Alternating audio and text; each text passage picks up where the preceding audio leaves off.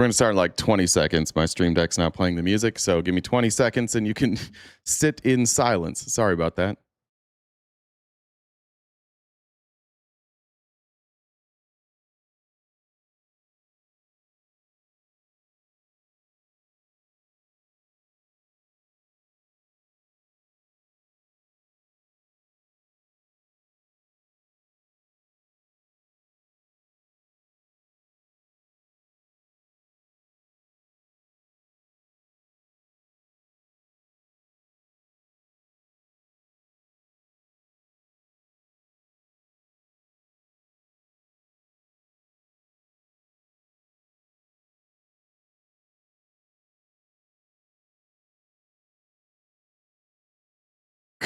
Good morning. That was so uncomfortable for me. Happy Wednesday, everybody, wherever you are. However, you may be listening. Thanks for making us part of your day. I don't even know what to do with that. I feel like my whole day is ruined. There goes the hype music. It's all gone. There was no my stream deck shit the bed, apparently. And that's what the intro music is stored on, and I don't know what's going on. The logo's on and nothing else is working. So I apologize for that, but hopefully those who come in later don't know that we had the most awkward start possible. Thanks for being patient today, guys. Had a late start. Just summer schedule. Sometimes things come up with my daughter, and I had to find somebody to be with her, and so I had to push back the show by an hour. We'll go over. I do have something right at 2:00, so I'll add like another 45, 50 minutes. But Jen, if you can keep me on that, I've got a pretty hard cutoff at 1:50.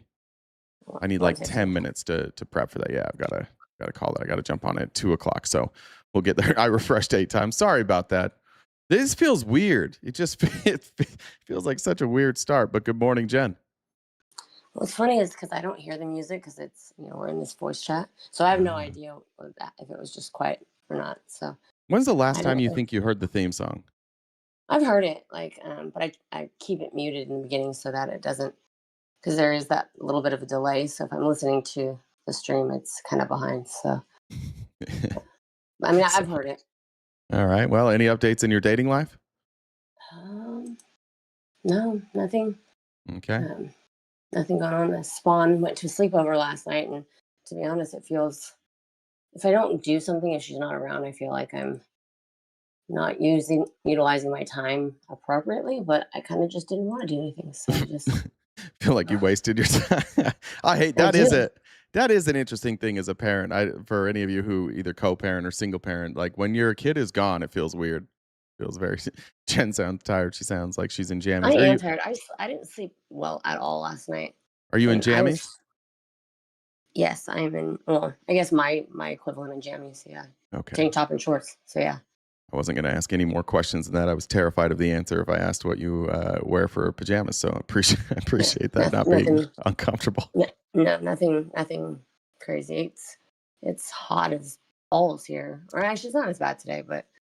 What are we looking at? I think somebody said 117 yesterday. Like it's at the point right now that even with your air conditioner on, the heat just scorches through the car.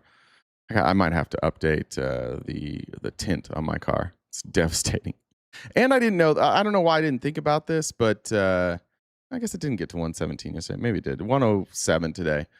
I don't know. I didn't think about this, but when you have an electric car, the battery doesn't last near as long in the summer because you're blasting the AC. So I've had to adjust to that as well.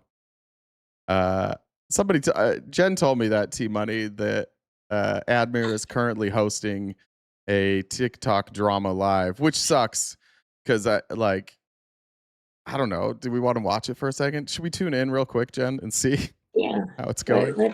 Do your announcements. I thought that Iran we're getting going. We're looking up Admir's debauchery. We've got a gift call welcome. I know we're a little bit behind today. So we still have the gift call, like we mentioned. Venmo, Cash App, PayPal, Super Chats will go towards Prayed about it.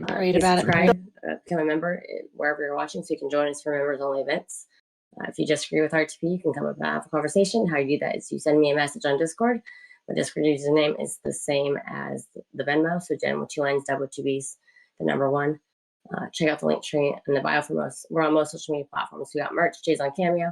We upload these episodes to Spotify. I guess we can tune in and I'll do my joke after. Look, I don't know. Is it calm here? Let's see. Let me pop over. We're not going to stay here for long. I want to be clear on that. I just think this is the welcome back to Admir. It's now the Admir Springer show. And we will go with what you just said. And she didn't show. And Jen, do you have any context here of what they're fighting about? I don't know the exact details, but I think Shannon and Natalie are on one side against Janae. I don't know why or what about, but I think that's the teams. It's a different look for Janae. Almost looks like a totally different person that isn't her at all.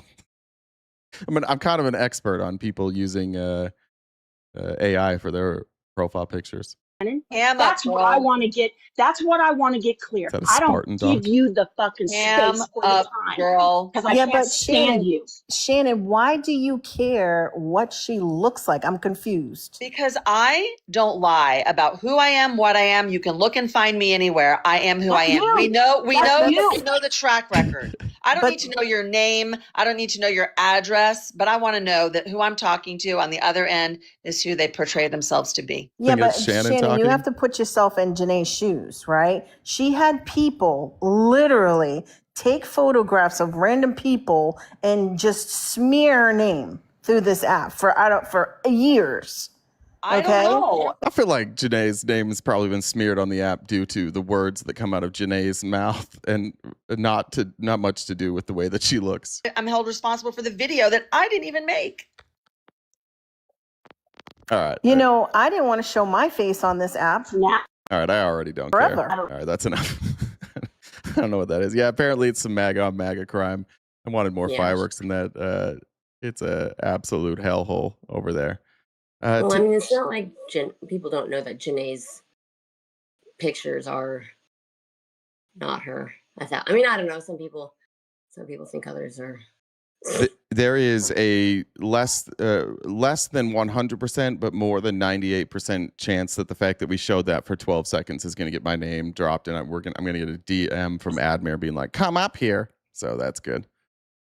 Is Admir MAGA again? I don't know. I don't go on TikTok anymore either, Amulin. It's tough. I did watch some of Santana's live yesterday. I thought Santana had a good live yesterday. I watched that for a little bit, but yeah, every time I flip through, it's just people with petty drama. It's been completely taken over by high school level drama for people that don't have much to do. Yeah, lots of fighting like that, and I've seen that quite a bit. Debates aren't necessarily not very good anymore. Outside of Parker and Dean, does anybody debate? Is there people still hosting like TikTok debates? I mean, people still do debates, but 90% of Parker and Dean's guests are trolls. Mm-hmm. Like legit coming up and troll. So should co-host with Politics with Matt. I don't know, Matt. Is that the one that does it with Nemo? Yeah. Yeah, I've seen some of his stuff. Like, I haven't seen any of his lives. I've seen his content. Seems like a smart guy. I don't know him at all, though. I think he kind of came around as I moved out of off of TikTok, or at least out of the debate stuff. Yeah, that's cool. I know of Matt. So. All right. Well, it sounds like you got a joke and some announcements. Let's get started. I got a ton of shit to cover today. It's been a wild day. So I don't know if you knew this, but I have a friend who's a flat earther. So do I. He prefers I use the term bulldozer operator, though.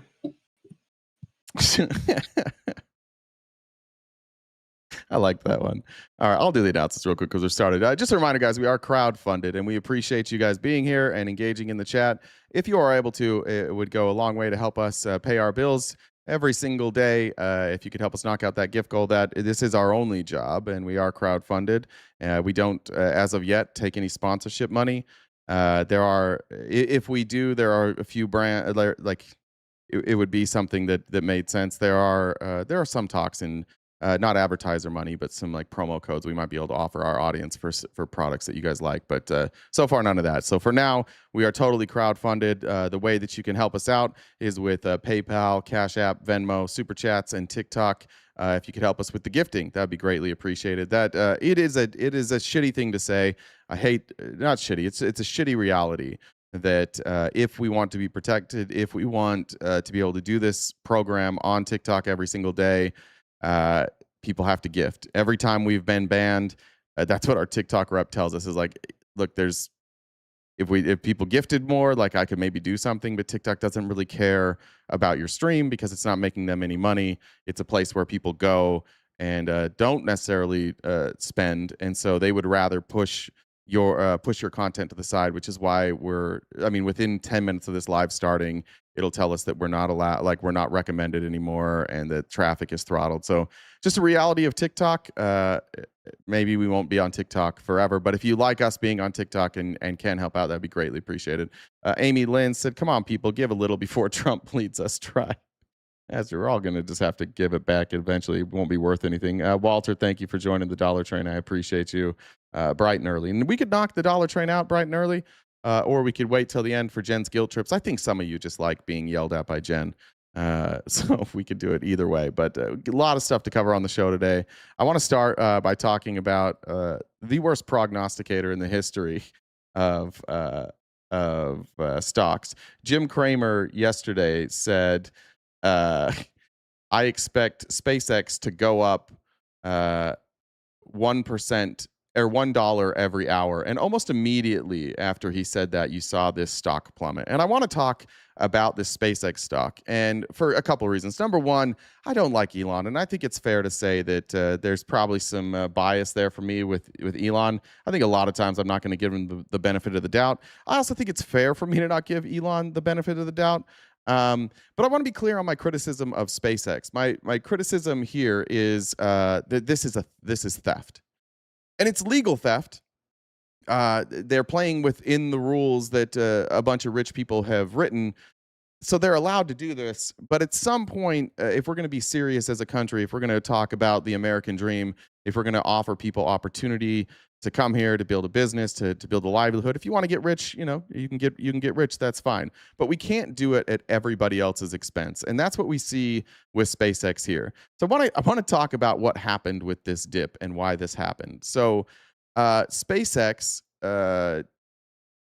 I don't know what their total is, but as of yesterday morning, SpaceX had traded 256 million shares. That sounds like a lot of shares.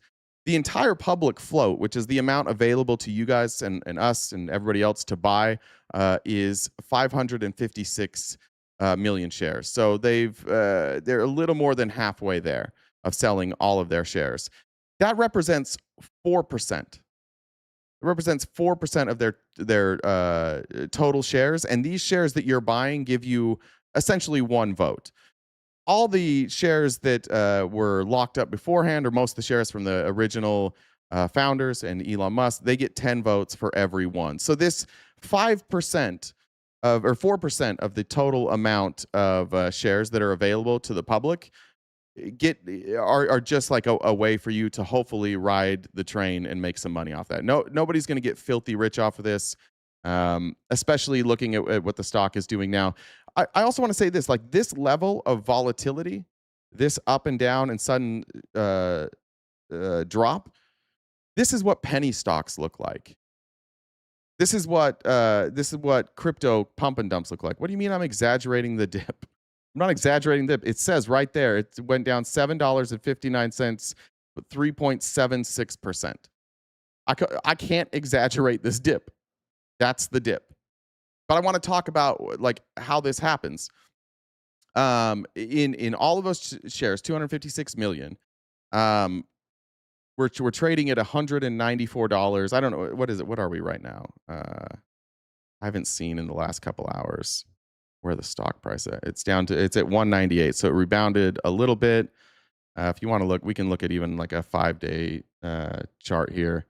You can see peak. This is the big dip. It's rebounding a little bit, and the rebound is just going to be essentially, this is public trading. This is hype. But the reason to say that this is theft and that this shouldn't happen is that again, 96% of these shares are locked up and unable to be sold. Here's everything that happened in order. This is a guy on Twitter. There's a guy on Twitter that I've been following. His you can see here. His name's Thierry from RV. And he laid this out beautifully. I had a video that I was going to play, but this is a little bit easier. And I think this is the most simplistic way to understand why people are so concerned about this IPO and why it looks like it's just theft. Here's everything that happened in order to pull off what Thierry says is the greatest financial engineering feat of the century in about a week. I agree with that. This is completely engineered.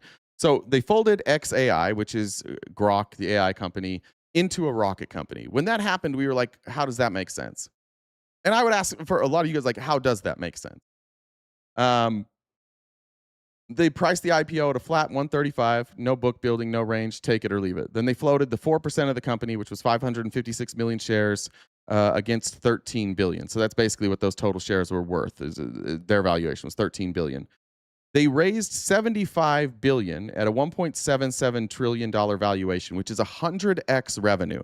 So I would ask anybody here. I saw somebody say that they got in at 170. Obviously, you've made a profit. You're at 198 now. That's a good investment for you in the stock market.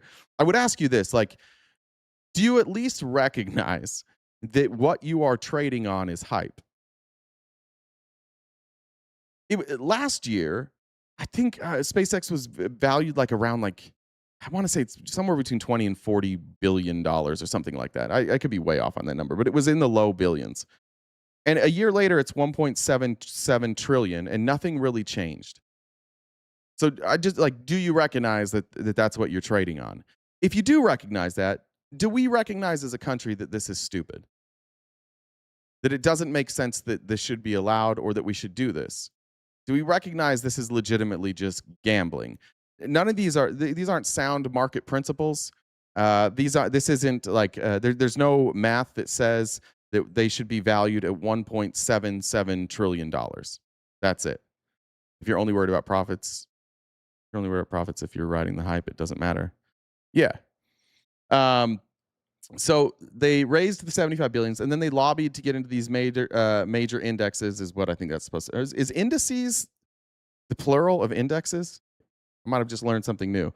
For 15 trading days, Amazon took years, which made these mutual funds forced to buy SpaceX IPO. I haven't seen the math on that. I don't know how many of the shares that have been traded have been these funds, but we're going to see after 5 days of trading, that's when you'll see probably the rest of these shares locked up. So we're likely to see, after we've had this dip, we're likely to see another raise. Like, we're likely to see the price go up above 200 again. I don't know how much above 200 it will go, but it's going to go up again. Like, this dip isn't going to dip and then continue dipping. We've already seen it correct a little bit. Watch the stock rocket past 200, up nearly 20% in a single session. Saw 46% of the entire float trade hands in one day. Then announced a 60 billion all-stock buyout of Cursor, the AI coding tool. So then they took stock and they bought Cursor. Now, we'll talk about this more tomorrow about who Cursor is, but they structured it so that the higher the stock trades, the fewer shares it has to print to pay. This company, which is losing $4 billion a quarter. Think about that. $4 billion a quarter is buying AI startups with paper it manufactured out of this stock. They were able to buy a $60 billion company with no money, just stock. Why? Because they publicly traded it, and it shot the stock from where they had it flat at 135 now up to over $200. Then they took the value of the stock at that time and used that as leverage to purchase another AI company. Like, this is how monopolies are formed, right? This is how they swallow up smaller businesses. That shouldn't happen. The scarcity that pumped the stock now makes its shopping spree cheaper. This isn't aerospace; it's not even AI. So I thought that was a really good breakdown. If that made sense to any of you. And then the best part, which I forgot to mention, months before the SpaceX IPO, SpaceX took $17.5 billion in collateralized loan obligations, junk debt, debt that they had accrued. Again, they're losing $4 billion per quarter. They took $17.5 billion of debt from XAI and X, Twitter, and they put it on their balance sheet by giving themselves a loan of $20 billion. And how did they intend to repay that loan? It's part of this deal. It's the $75 billion that retail and index funds handed over in raising 40 or buying up 46% of that stock. It went to pay off loans that they parked on their balance sheet for Elon Musk companies that were not profitable and not successful in XAI and X. And it's all legal. That's the good point. That's the point, William. That's what's crazy, is that this is all legal.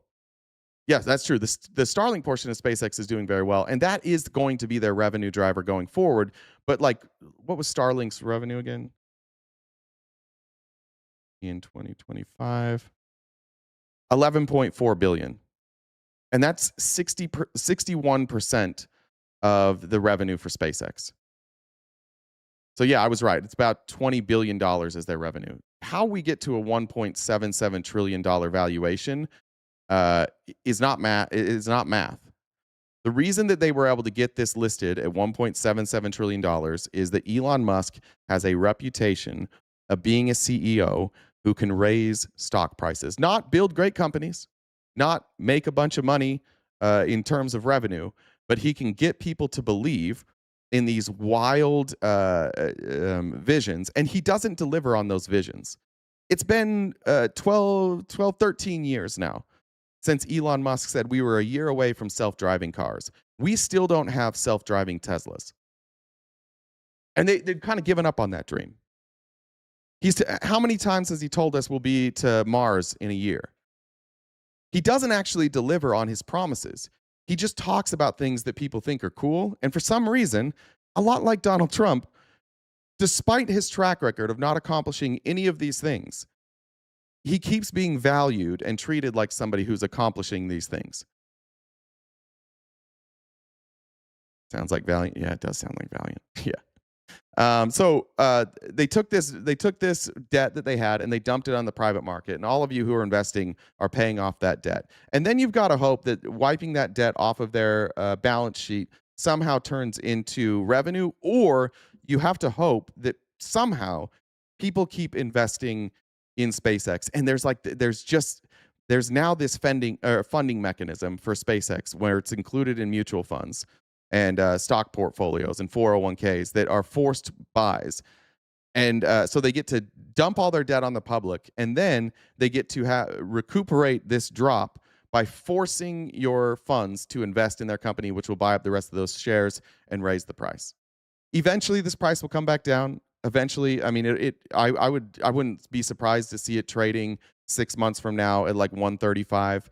And Elon Musk won't give a shit. None of the initial investors will give a shit because they just paid off all their debt with hype. What did Amy Lynn's husband do? My husband has what did your husband do? Amy's husband is a walking W. I might have missed that. IMFRCD, thank you for sending in your Antifa dues. Appreciate that. Okay. On top of all of that, with all the with all the attention being given to the IPO, quietly, the Trump administration has decided that SpaceX now has to be treated differently than everybody else. The Department of Justice is now seeking to halt an air pollution lawsuit against the XAI data center. This was brought by the NAACP. What they're saying is that the turbines that they have that they don't have licenses for or permits for violate the Clean Air Act. We covered this before, but this was the one in Mississippi where they had, I don't remember the total number, like they had permits for like 12 turbines, but they had like 30 on the premise. And people said, like, you can't have 30, you only have permits for 12. And they're like, oh, well, we're not using those. Those are just backups. And then people started flying drones overhead, and they found out that they were using these turbines. So they were adding more pollution than they were authorized to add to the air, and they didn't have permits because it was going to make the air around them less safe, and the people around them were getting sick. But the Justice Department now is stepping in and said that the court should throw out this lawsuit and that the suit threatens national security by what? By seeking to shut off the power supply for artificial intelligence innovation that supports the Department of War's military operations. So now the people of Mississippi, who struck a bad deal with XAI already, and then XAI is like, we're going to do whatever the fuck we want to do. And we're going to pollute your air and we're going to make you sick. And the people in Mississippi are like, what the fuck? Like, we gave you all these tax incentives to be here. We set up the rules and you're breaking the rules. And the Department of Justice, the most corrupt administration in history, is like, you know what? They can just kill people. It's fine. They can make people sick. It's fine. This should be thrown out because somehow this is it will impact national security. True. Not going to Mars either. Sounds like a Ponzi scheme. I mean, it is a Ponzi scheme. But this is what happens. This is that too big to fail thing. Suddenly now, a private business that we gave to Elon, we pay for this. We gave him our space program, and now he gets to pollute the air because he's so important to national security. They get what they voted for. And they don't get what they voted for. I understand what you're saying. Like, I understand saying, like, you know, these people should have known what was coming, and I agree with you there. But this isn't one of those things that I think we should shit on people for. I don't think most people understand this. I think they thought it was going to bring jobs. I think that they bought into the hype as well. And now that they're getting sick, they're trying to use the government to protect them, and the government's now saying, "Go fuck yourself." Breaking news: rule breakers break the rules. Yeah, referees are stunned. The memo also argued that the federal government should have unchallenged authority to stop environmental lawsuits brought by private groups or individuals. It's remarkable for the United States to intervene on behalf of a polluter in a case like this, according to Laura Toms, from the Director of Enforcement at Earth Justice. Ordinarily, they would intervene to enforce the law. Now, our Justice Department's like, hey, we need to break the law. Their job is to that's their job, to enforce the law. And they're saying we should be able to just not have to enforce the law. In fact, we should allow these companies to pollute.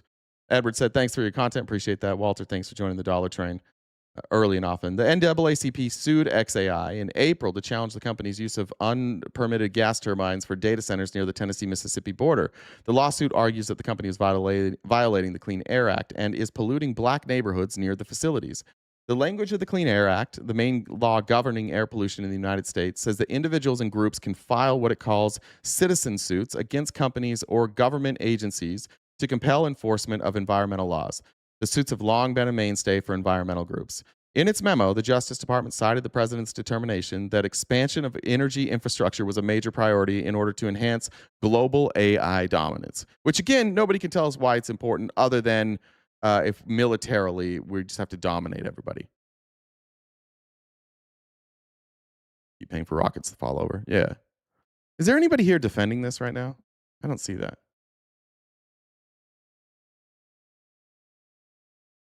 Is MAGA trickled in yet, or is everybody out watching the the drama with Admir?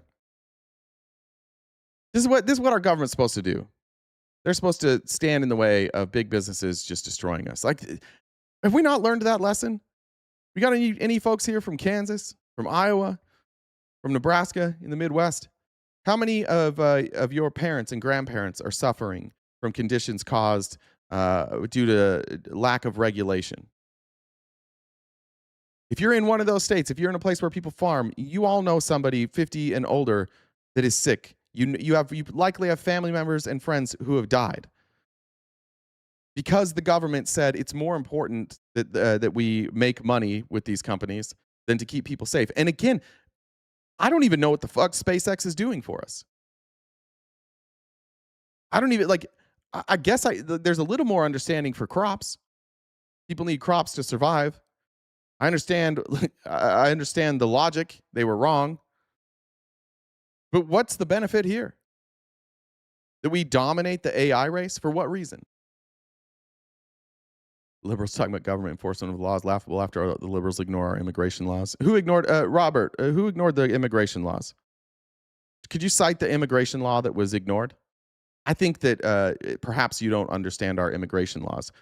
We followed the exact immigration laws that were in place. You have to change the immigration laws if you're going to, or you can just do what Trump did and ignore the Constitution, be like, the president can just do this by himself.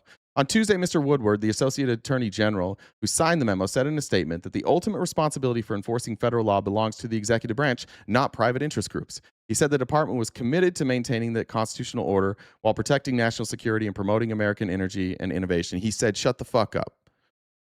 You guys don't get a say in the law. That belongs to the executive branch. You guys don't get a say. This isn't a democracy. You don't get to sue private companies. We get to decide what private companies do. Back off. I don't know where this goes, to be honest. I have a hard time believing the Supreme Court will rule in favor of the Department of Justice. But this is what they do. This is going to buy another year. This is going to allow Elon to pollute for another year or so. Best case scenario, this makes its way up to the Supreme Court. Elon won't stop doing what he's doing. Best case scenario, the Supreme Court eventually rules on this. They'll be lobbied hard by all of these groups to push it off and push it off and push it off and push it off. People will die. People will get sick. And best case scenario, they shut it down after a year. And this is the company that we're supposed to celebrate. This is American exceptionalism. This is the capitalism that we're supposed to celebrate. The lawsuit seeks penalties of $124,000 per day per violation and an injunction ordering the company to stop operating the turbines. So that the lawsuit just says you have to pay us the fines that you owe, and you have to live up to your agreement. I think that's fair. XAI has said the turbines are temporary and therefore exempt from more stringent permitting requirements. If we're not going to use them forever, then we don't have to follow the law. And the Justice Department's agreeing with them. At a time when the ultra-rich seem to be protected and supported by some of our government entities, it is important that polluting industries don't get to benefit at the expense of the health of black communities. Any community, but specifically, what are they doing? They're specifically targeting black communities who they don't care about. That'll come up a little bit later when JD Vance tries to defend this administration's record on black history, black communities, and the protection of black and brown people in this country. So we'll see. Tuesday, Thomas Yorlin. Let's see. That's not what I wanted. We'll see. We'll update you on that as we go. The fines are cheaper and easy for them to just pay. Yeah, it's true. Obviously they have the money. They're worth $1.77 trillion. How do they not have the money? They're going to call me racist. Yeah, I know. That's the plan always. Okay. Let's talk about Iran. That's going to take up a bunch of today, but I wanted to show two things first. I wanted to show this clip from Hillary Clinton before she talks about Iran. I'm, again, not a fan of Hillary Clinton, but I appreciate establishment Democrats like Hillary Clinton who have been part of the swamp and part of the problem for decades now saying this. He made a terrible mistake. He made a terrible mistake for himself, his legacy, and for the country. He had said that he would not run again. Talking about Joe Biden here, sorry. And, counterfactual narratives are always a bit tricky. But I believe if he had kept to that plan and said in, say, the late summer of 23 that he wasn't going to run, that he was going to pass, the torch to the next generation, we would have had a real contest. And very sadly, I believe whoever emerged from that contest, whether it was the vice president or a governor or a senator or anybody else, would have beaten Donald Trump. So I think it was maybe with what we know about how they manipulated that last election, maybe not. A terrible miscalculation on the part of President Biden. But once he didn't move and did not, admit that she's throwing stones in a glass house. It's fine. She's still right. She's still right. Biden said he was going to do one term. We know that whether you agree with the narrative or not, like that is the predominant narrative, that it was not a fair primary. And let's talk about who was in the primary. It was Dean Phillips and it was Marianne Williamson. Did our best candidates feel like they had a shot? No, certainly didn't. he had said he was going to Yeah, like Hillary stole the Bernie primary. Again, we don't have to like her to say that what she's saying here is true. step aside and then decided not to, and held on for as long as he did. We were in a terrible dilemma. Yes, Biden should have stepped out. Also, yes, Kamala very likely did win. I would also say that I don't think Kamala would have been the nominee. And there's a lot of reasons. Some of those are sexism. Some of those are racism. Some of those are that she had a record attached to Joe Biden.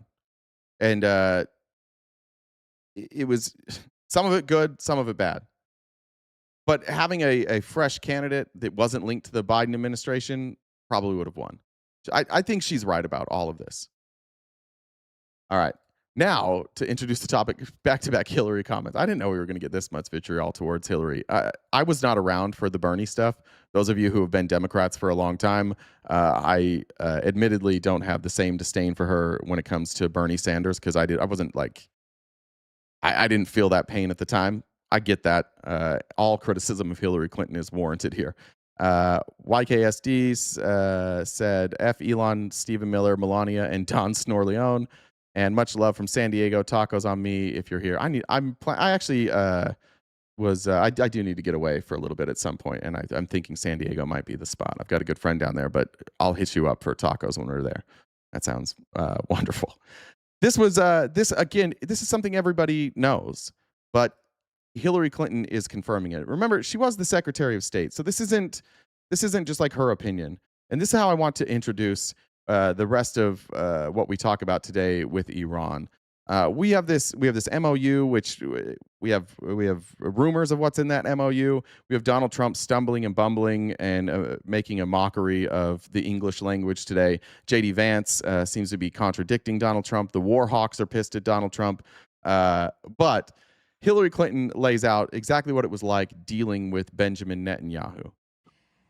Well, you're absolutely right. When I was someone qualified to have an opinion? Nah, bring back PBD. All right, we'll bring back PBD. Secretary, it was a constant, theme by Netanyahu and his then government, the then defense minister, Ehud Barak, the former prime minister. Mm-hmm. It was relentless. It was a constant push. I remember... what would he say to you? What? What would he say to you? He would basically say, you need to support us in attacking Iran. And back then, this was, 2009 to the end of 2012, we had more capacity than Israel did on several fronts to do that. And so there was a constant argument that we would have. And I remember one day I was on... They don't like Hillary because of Benghazi. Can I just... Well, let me finish this. I'm going to address that. For hours with Ehud, with Bibi, with others, and they would say things like, our planes are on the tarmac. And I'd say, well, good luck. I mean, great. Why are you doing this? Where else would planes be other than in the air? But on the tarmac, ready to take off. Yes. Well, no, they'd be in the hangar, but they were on the tarmac. And you would say things. You're saying you were being played all the time. I mean, by an ally that receives an enormous amount of aid. Well, of course. And look, Bibi's been obsessed. All right. I think we all knew that. But I think the important thing to point out here is this is a Zionist. This is somebody who has supported Israel. I don't know what she said recently. Some people in the chat say she still does. That would not be shocking at all. But even those who were the most staunch supporters of Israel couldn't get duped into this war. It took a person who is so distracted by money, having money waved in front of them, to take on this war, which has been a fucking catastrophe. It's been a fucking nightmare. We're literally getting nothing out of this war. We just lost a bunch of money. That's it. Killed a bunch of innocent people, lost a bunch of money. I think just showing there's a varying degree of Zionists, and most Zionists were unwilling to do this. And power, a lot of it for Trump is power. Yeah, but I don't think he's gaining the power he thinks he did. I think Trump lost power. I think Trump has lost his position on the world stage as a world leader. I don't think he was that respected before this. But yeah, I think he's lost that position. I don't think this has given him the power that he thinks it has. One more thing before we get into that, because I'm going to have JD Vance on the View and JD Vance on all sorts of morning shows. He's out promoting his book while he's vice president, which is cool. And he's having a really, really difficult time because JD Vance has one thing Donald Trump, or it has a problem that Donald Trump doesn't have. JD Vance isn't capable of being fact-checked and then just lying right to your face when he knows that fact check just happened and there's other people around. He can do it in front of the media. He can do it when there's not going to be any pushback. But when there's pushback, he retreats. But I loved this from Whoopi Goldberg. I will also just say, like, it would be nice if JD Vance went anywhere outside of the View that could offer more pushback than Whoopi did. She prepared this question. I wish she would have prepared with examples, which I've got here. But this was a really interesting exchange, and I think that this is something that I don't know how much a broad appeal it has in a presidential campaign. I don't know how much talking about this issue sways voters, but I will say this, that like it's hard to refute that this is a racist administration. I'd welcome any MAGA that's here. We do allow you guys to come up and talk to us at any point if you disagree. I would be interested in a conversation, not hurling insults, of like what the defense would be that this isn't a racist administration. I love you. Stop asking. Good to see you. Said I got my Doge check. They needed a $50 transfer to authorize the payout. Sounds totally legit. Yeah, pay that. It's definitely real. It's definitely not a scam.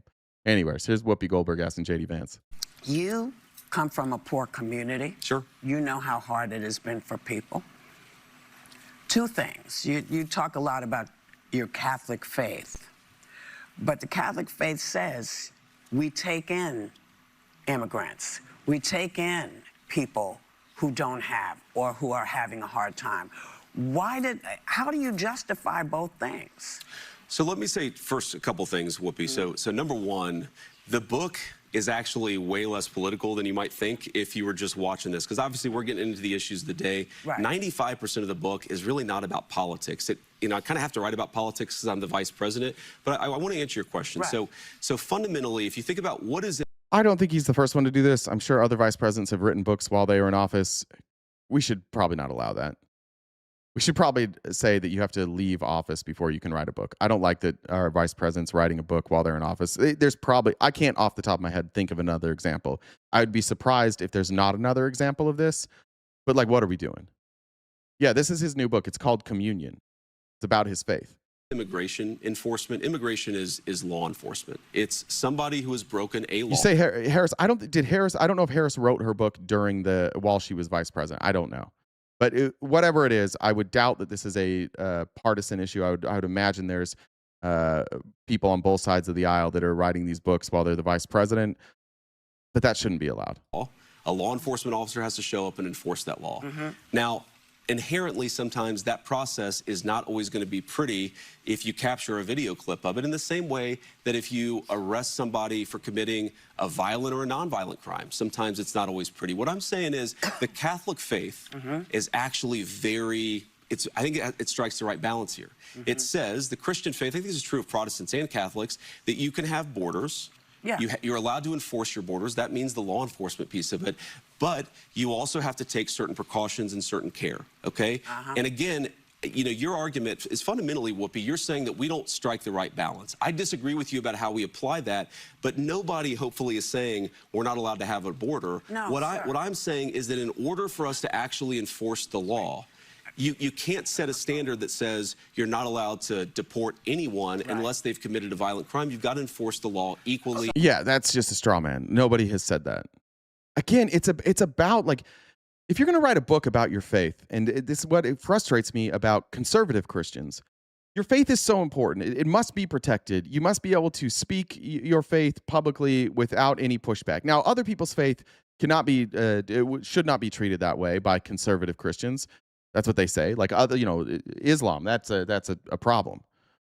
You can't have it both ways. You can't run on your faith and then say, yeah, I know my faith says we should do everything we can to take people in, take care of the poor, take care of the sick, and that we shouldn't cater to the rich, and then also say like, oh, well, we are a nation of laws, and I can separate my faith and the laws here. Well, why are you not advocating for laws that represent your faith, especially if you're promoting a book? If your faith is going to be central to your platform, then it's completely fair for people to expect your faith and your platform to work together. That's one thing that I think people are struggling with James Tallarico in Texas, is that his faith and his actions match. And conservatives have to say, when your faith and your action match, that you're like a commie. That's why Tallarico's doing so well, though, because there are tons of people. I use my parents as an example, who are no longer voting for Trump. If they were in Texas and they were able to hear the message from both Ken Paxton and James Tallarico, and they didn't know which party each of those candidates from, I think they would vote for Tallarico. In fact, I know they would vote for Tallarico. And I think that that's the same for most of you. If you didn't have red versus blue and you just had to listen to their platform, you would hear that Paxton's platform is James Tallarico is weird and Donald Trump is the greatest. And James Tallarico's platform is like, my Christian faith matters to me, and here's the part of my faith that, like, taking care of the poor, being compassionate, having empathy, those are the biggest themes in the book. Like, you read the New Testament. If you're a Christian, if you're a Catholic, if you're a Protestant, if you're a Mormon, like the New Testament is the new law. The Old Testament is the old law. That's something that I guess you can learn from and you can tell stories from. And I think a lot of that is allegory. But the New Testament is supposed to be the new law. Jesus says that. Like, I came here for the new law. And the most important thing is love your neighbor like you love yourself. Take care of those in need. And specifically points out, like, what's the antithesis to the views of Jesus and the teachings of Jesus? People who do not take care of the poor, rich people, people who use their faith publicly, pray in public, make big gaudy buildings, make big public displays of their faith. The faith is something that you should show through action and not through word. Like, I've read the New Testament easily over 100 times. There's nothing in that New Testament that even remotely reflects the type of policies coming out of this administration. And so that is a conundrum that I wish you guys would address, and I wish you would be more honest about it. I wish, even if you were just honest enough to be like, you know what, my political views come before my faith. My political views dictate my views on faith, because that is the case with largely with Christian conservatives, and specifically this brand of like Christian nationalism. It is the nationalism that comes first. It is the political views that comes first. The bigotry is at the forefront of nearly everything that you do. Let me do my follow-up. You don't have to raise your hand. Let me do my follow-up. Yes, I do. Because you were talking about people. What did black people do to this administration that has allowed it to really stigmatize folks of color? And you know how hard it is. You have family. Sure. So when you see, you know, I don't know what that is. He has family members. I don't know if he has black family members, if he has Hispanic family members. I can't remember. But I think that's what glitched out there. Things, the Emmett Till stuff coming down, or them doing all kinds of removal of information of black heroes. How do you? Oh, that's right. His wife is Indian. Duh. Holy fucking shit. Duh. But I think I do also think that there's somebody like, and maybe I'm mixing him up with somebody else that has like nephews or nieces that are either Hispanic or black. How does that sit with you? Well, what exactly are you talking about, Whoopi? Because you just, I know Emmett Till was the kid. Yeah. You hear the groan, and the groan from the audience is for this reason. Everybody knows what the fuck she's talking about. This is how you get away. This is how you get away from like your racist policy. You ask people to list out all the times that this actually happened. Now he knows that this happened, and if he doesn't know, then maybe he's spending too much time writing a book and not paying enough attention to the executive orders coming out from his boss. I want to know what she's. You don't know what I'm talking to your about. actual point. So in a lot of the museums. There's so many. You know, where they're taking down the actual history that happened in this country. Slavery happened. All kinds of stuff happened. And it seems that it has been very easy for this administration to remove that and also to denigrate Black folks who have worked their behinds off to get this American dream. How do you, I mean, you know better. So Sonny, that was actually a very helpful intervention, because I think the story you're talking about is where, you know, allegedly the administration is holding back. What the fuck is she talking about? Hold on, Tron. I'll give you about 10 examples of what she's talking about. And can you be open-minded, Tron, about this? Is it possible that because like these executive orders might not have ever come across your timeline because it's not something that conservatives care about? It's definitely not something that they want to address. I'll just ask you to keep an open mind, because I'm going to give you about 10 different examples. I'd love to hear your take on why these things were necessary.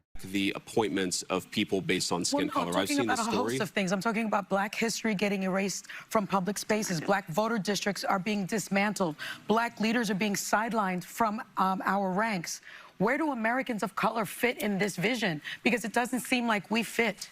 I think, Sonny, my view. And if I may, since October of last year, there's been something like 6,668 refugees allowed into the country. All but 3 were white South Africans. That is a verified. That is verifiable fact. JD Vance is going to either lie or he doesn't know that that's a fact, and he's going to kind of dodge this, but that is true. That's according to their own numbers. So first of all, I'm very skeptical of that number, because we have a lot of different immigration pathways in the United States of America. But she said refugees, right? She didn't say immigration. She said refugees. There's a different process for refugees, and this administration is saying that people don't qualify as refugees except for apparently white South Africans. Which, again, like, even if you look at South Africa, and perhaps there are a lot of Black South Africans that don't want to come here as refugees. I don't blame them. But if you look at what's happened in South Africa, the lie that there's a genocide against white farmers, that isn't true. There are attacks on white farmers. But more people have died in those attacks that are Black than white, significantly more, because it is largely Black people who are working those farms. And they are being murdered as well. But those aren't refugees that we would that this administration would bring in. Now, they can argue, they could say it's not about skin color. It's that the farmers are the business owners, and we need to take in more like workers. I think I would disagree with that. And I don't think we should be looking at refugees in terms of like who can provide us economic growth. I'd also point out that these farmers coming into this country with their profession being farmers is a problem, because we already have a problem here. Like, farms are already being swallowed up by giant corporations. What are we going to do? Are we going to we definitely wouldn't like give them access to farmland. Oh wait, we did that too. So these white South African refugees are being given preference over Americans. While we kill American farms, then we hand over these farms to white South African refugees.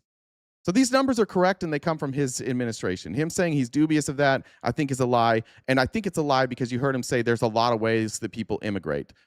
We're not talking about immigration. We're talking specifically about refugees. Let me just address Whoopi's point. Look, first of all, you asked the question, and maybe you don't believe this coming from me, but I think everybody is welcome in our political coalition. Frankly, even if you didn't vote for us, everybody is welcome in our country, so long as you're an American citizen with the duties and the legal obligations. Okay, so what about Somalian refugees?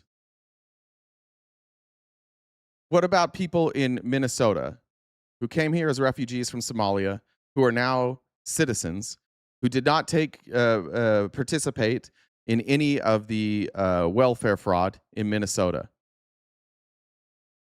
Are they welcome? When JD Vance said that they were ruining our country when they were eating our pets, is that a good argument that all are welcome? All are welcome if what?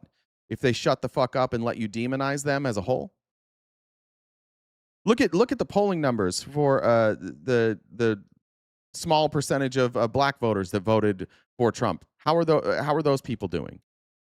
They're not on board with Trump. Look at his collapse in support in Hispanic communities. It's not going well. It's weird. It's weird for him to say this. And like, it's politics, whatever. But like, the reality is he's not allowed to say we need to change our policy to make sure that everybody's treated fairly. What he's saying is, well, you can still be part of our movement. Even if you're not treated fairly, you can still vote Republican. Well, of course you can still vote Republican. Of course you can still register and be a Republican. But there's not a place for you in the movement. The movement is getting rid of these people. And we saw it with the Mormon church even recently. Like, you can think that you're part of this movement all you want. But when push comes to shove, if there's an opportunity for them to make the movement smaller or other some people, they do it. And they do it all the fucking time. And it's devastating as a country who, like, we have a rough history, but we've done some great things. There have been millions of people in America who have fought for the rights of others who were marginalized. There are millions, even more millions of people who were marginalized and had to rely on other people's voices in order to get credibility, just for them to have rights. And then we have people, the grandchildren and the children, and some people who were still alive during the civil rights movement, who are now living in this post-civil rights America and watching history be rewritten and watching some of these protections being taken down. That's the reality of this country. There's no argument for, no, we don't do racist things. There's no argument for this administration that, no, they don't do racist things, and no, they're not trying to undo this, and that they don't prioritize white Christian conservative men over everyone. And rights to be here. But let me just give you an example of this. Yeah. Okay, so you say that we're anti-minority or anti-black. No, I didn't say that. I asked. See? Well, okay, fine. Fair. Don't start any stuff with me, man. Don't get me in trouble. I would say that you are I would say that this administration is anti-minority. And I say that not because, and this is where like a disconnect often happens. So I'm going to guess this is with May. I saw a debate recently. Somebody sent me a clip. Andrew Wilson was debating somebody on racism, and they asked for his definition of racism. And his definition of racism was essentially, if you hate somebody because of their race, that is racism. And I don't remember who he was even debating against, but they were like, well, yeah, sure, that's like your feelings, but there's structural racism. There's racism in the power structures of this country. There's racism in employment, in education, and some of that comes without people feeling like they hate. I can only speak for myself as a former conservative. I can't speak for all, and I can speak for my friends who I've talked to about this, who are conservative or who used to be conservative.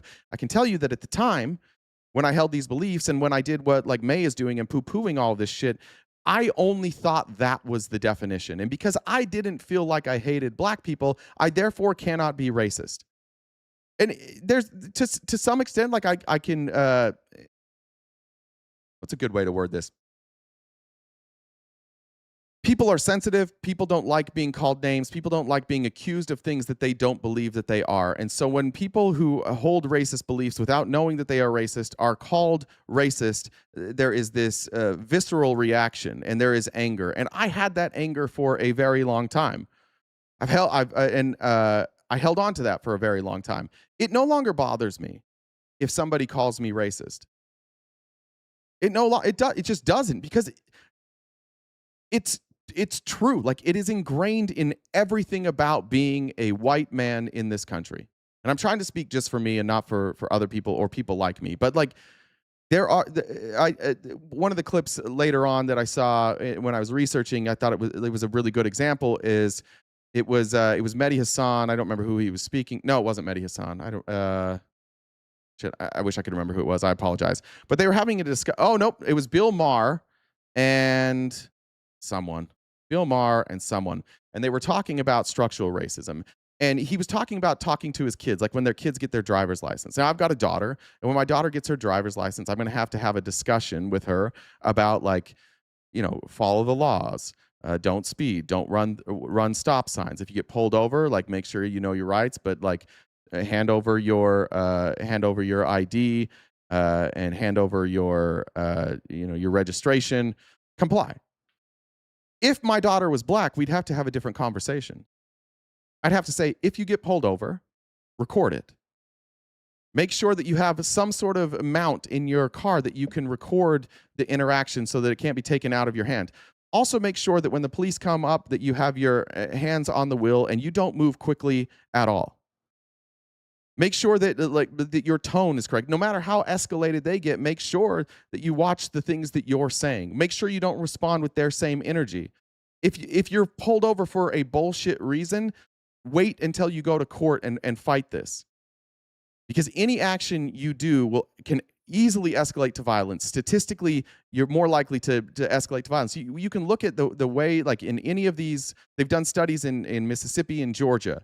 And during the day, black and white people are pulled over at very different rates for essentially violations that they commit at the same rate. And then when the sun goes down and you no longer can see who the driver of the car is, those rates get closer. They get much, much closer. And so we know that structural racism exists. Where am I not being empathetic, May? I see you in the chat, and I've addressed you. Where is my lack of empathy here? I feel like I feel like I'm having a pretty honest discussion. Where is my lack of empathy here? We're not talking about Europe, May. We're talking about the United States of America right now. What's happening in Europe has no impact on you.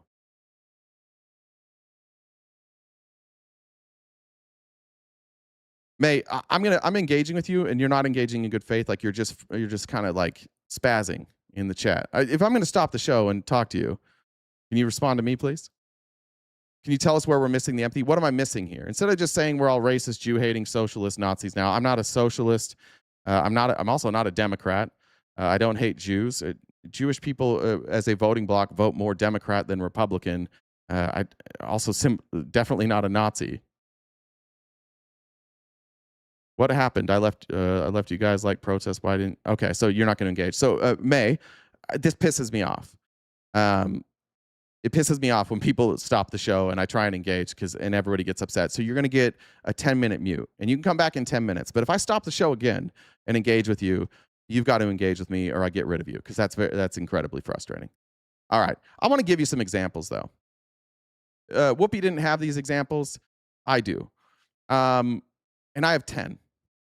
The administration ordered the removal of sections on George Washington's enslaved people. I believe this was maybe it was in Pennsylvania. There were in those monuments, and Shane Gillis actually did a bit about this, where he went and he visited George Washington's home during COVID. And he was the only person there, and the tour guide was a black person in character. So a tour guide in character is a slave, and he's like the first half of the tour is just like, fuck. And he's even he's joking about it. He's like, I didn't want to see that. It's super fucking uncomfortable.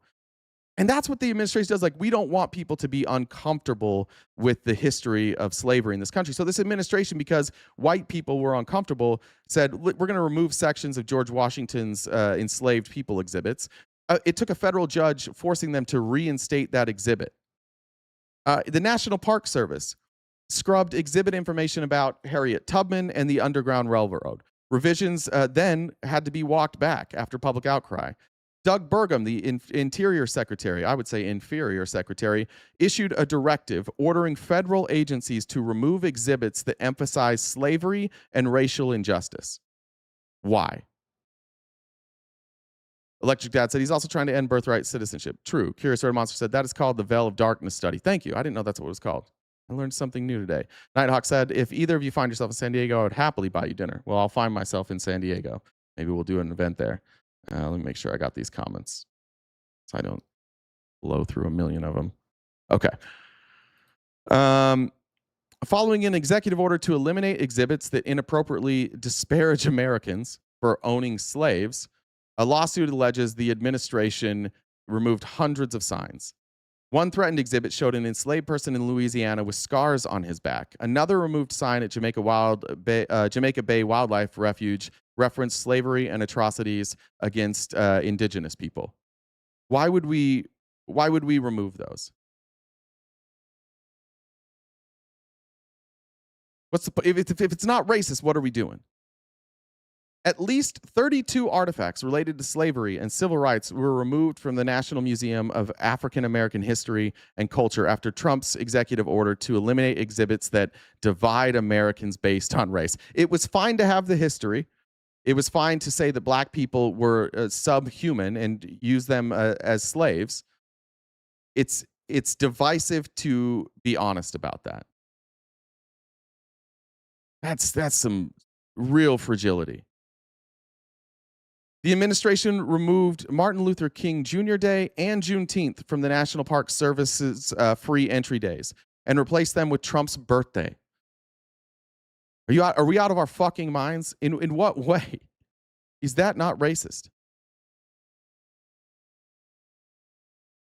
You can go into the national park. By the way, and nobody has attacked the national parks more than Republicans, specifically Donald Trump. They want to gut all these national parks and go in and frack and drill for minerals.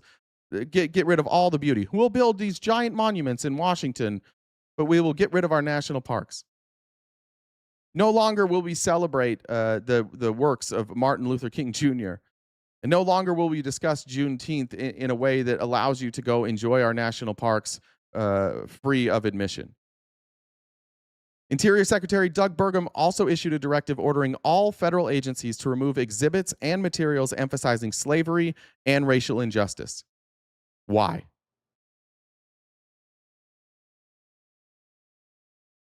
In Trump's first term, he threatened to withdraw federal funding from California public schools that use the 1619 Project curriculum, which centers slavery and black contributions in American history.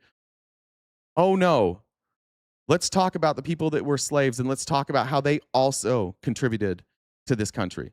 Let's talk about their contribution as slaves in our country becoming the world superpower. An executive order characterized the National Museum of African American History and Culture as divisive, which led to Kevin Young's resignation, who was the director. This isn't Trump, it is the Republicans. Florida banned AP Black history classes in public schools. Why? They said it didn't lack educational value and that it might make people uncomfortable. Yeah, I think slaves were fucking uncomfortable.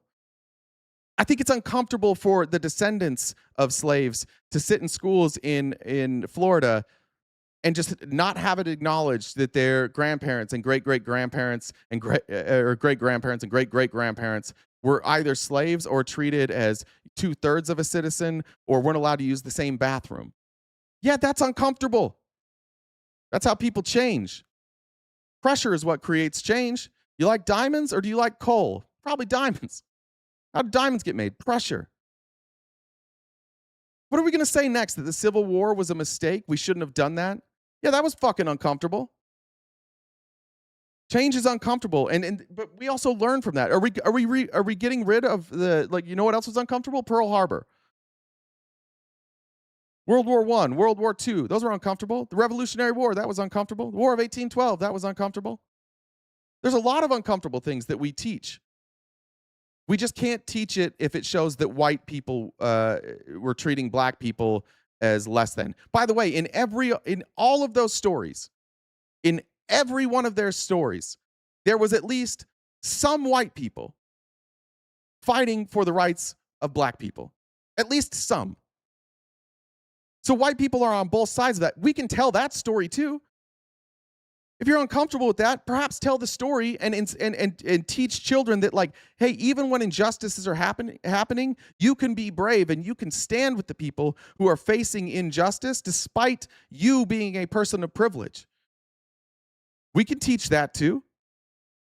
Did I say 2/3? 3/5. Sorry, I might have said 2/3 of a person.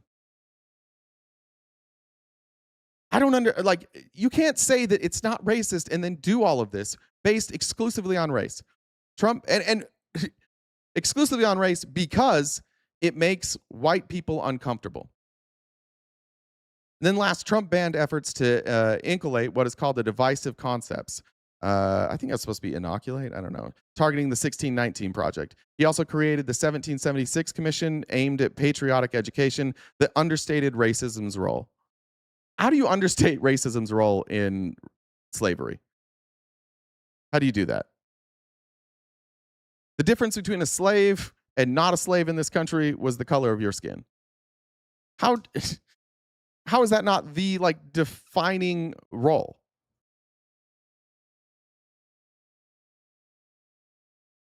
That's not true, Donna. Nobody gives white men credit who gave their lives to free the slaves. That's not true. Have you ever been to DC? You ever looked at any of these exhibits? There's plenty of stories. There's stories. There's stories of people sacrificing their entire political careers to stand with black people. A good example is George Romney, Mitt Romney's dad. Again, I'm going to get killed for this Mitt Romney thing, but George Romney was he was an executive at, I don't remember, I think it was either Ford or GM. I can't remember which one it was. And he was a star in the Republican Party. He was also the governor of Michigan. And he was the front runner for the GOP nomination for president. And he went and he marched with Dr. King. And after he marched with Dr. King, the Republicans tried to censure him. And he lost his role as the front runner. He knew. You go read the books. He knew what was going to happen. So you can tell that story too. Is that more important than these other stories? No. How come the Republicans don't talk about that story? Because it was them silencing those voices. It wasn't that long. It was the 90s. David Duke was running. He was a front runner in Republican primaries. He ran on the Republican ticket as the Grand Master of the KKK. A lot of you guys, you love going back to, look, the Democrats founded the KKK. Cool, but the Grand Master, the last Grand Master to ran as a Republican. Guys, vote blue if you have gender dysgraphia. It's racist. There's not a good argument against it. All right, let's talk about Iran. All right. Here is, I don't remember her name. O'Donnell on CBS News. I apologize. I forget her first name.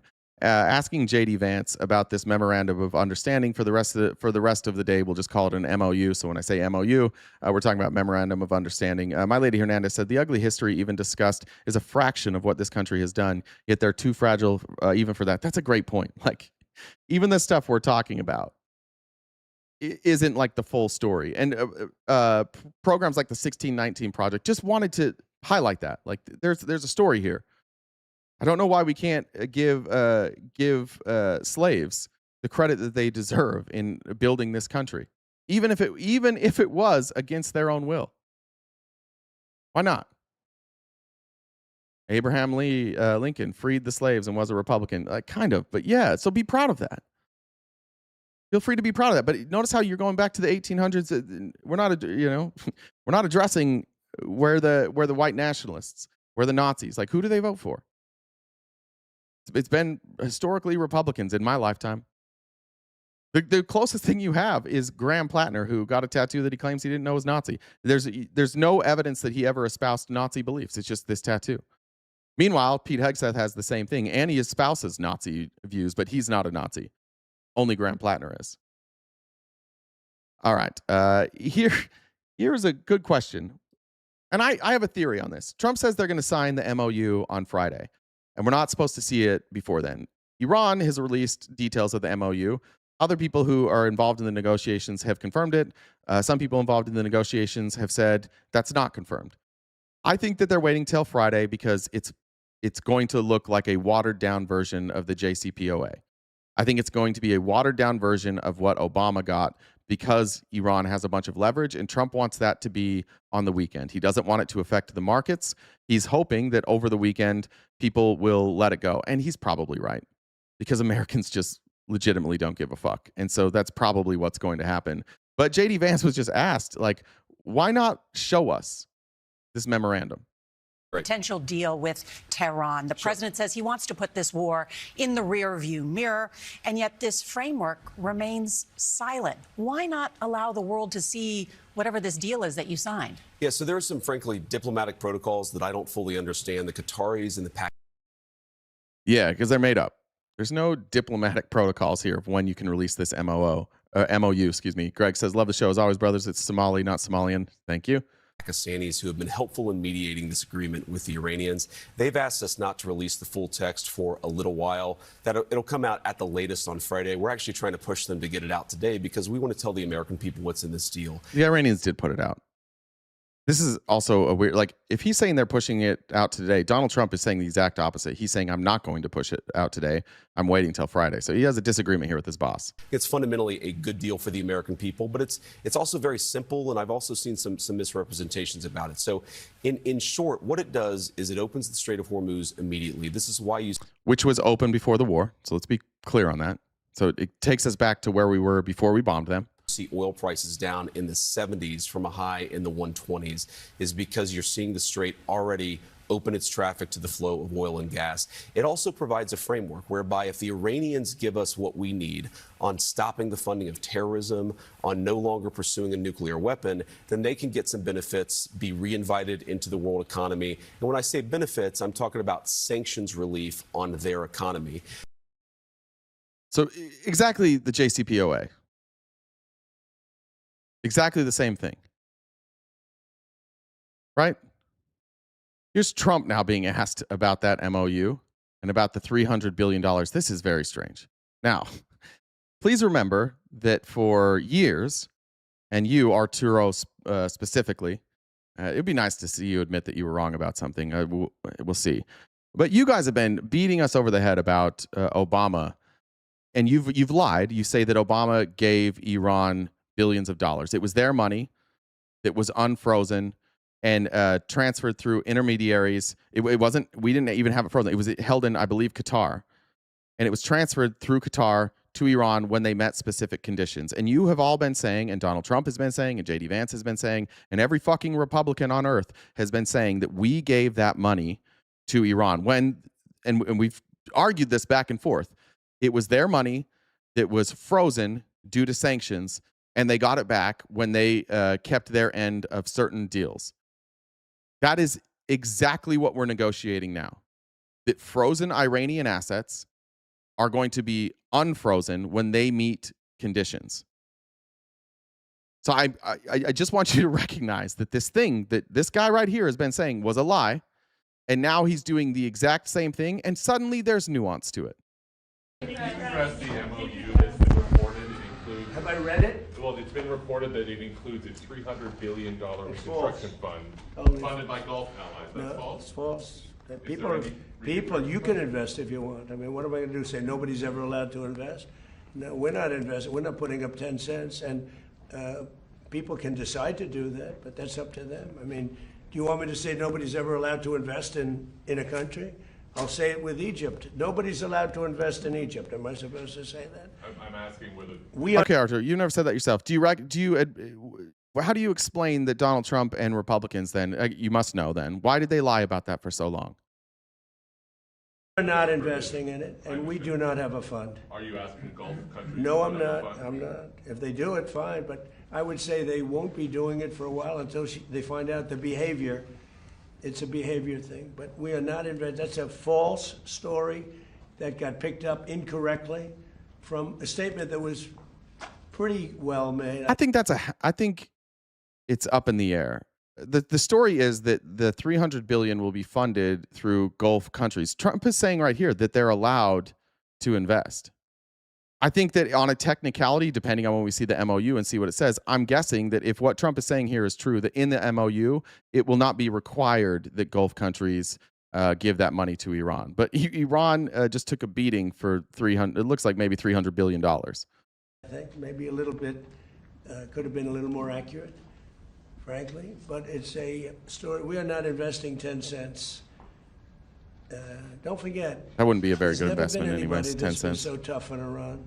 This should have been done by Clinton and Barack Hussein Obama. It should have been done by Biden. It should have been done by... It literally was done by Barack Hussein Obama, and it was done without murdering anybody. It was done without dropping bombs. It was done without spending billions of dollars. It was done without upending the global economy. It was done without spiking oil prices. It literally was done. This exact deal, the way that they're representing it, again, we haven't seen it yet, but the way that he's representing it, this exact deal was done by Obama through diplomacy and not through death and war. from the anti-war folks. Bush, it could have been done by a lot of people. This has been going on for 47 years. They've ripped you off for 47 years, and I'm the only one that did anything about it. They never. What do you mean they ripped us off? What does that even mean? How did Bush, Clinton, Obama, how did they rip us off? Trump's the one spending all the money. What do you mean? Tanya said, happy hump day. Thank you. Chris said, I'd bet my left arm that he chose Juneteenth this Friday to sign this so-called deal to change the narrative. I didn't even think about that. I forgot that was this Friday. That's a good point, Chris. Shot missiles at anybody. We wiped out their Navy. We wiped out their military. We wiped out their Air Force. They have no anti-aircraft. They have no radar. You know, the reason oil stayed low is because we were taking ships out every night that you didn't. Oil stayed low. Did oil stay low? I'm sorry. I was under the impression that the higher the price per gallon went, the higher the price per barrel went, the higher the gas price went. I saw the price of the barrel go up, and I saw the price of gas go up. What do you mean remain low? Even know about 2 days ago, 3 days ago, a month ago, we took out 22 ships. We Allegedly. averaged from 15 to 25 ships a night. Nobody knew that. Our Navy did a great job. Nobody knew what was happening. That's why oil. I'd like for them to answer this question. Took out 22 ships of what? We didn't take those ships.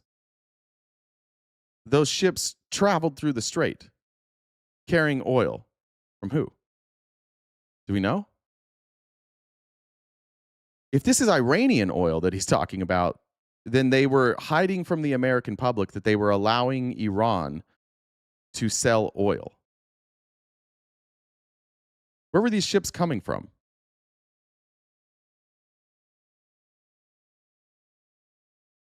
Yeah, I've heard people say it's Iranian oil. I haven't seen confirmation of any of this stuff, but that's what I've seen too.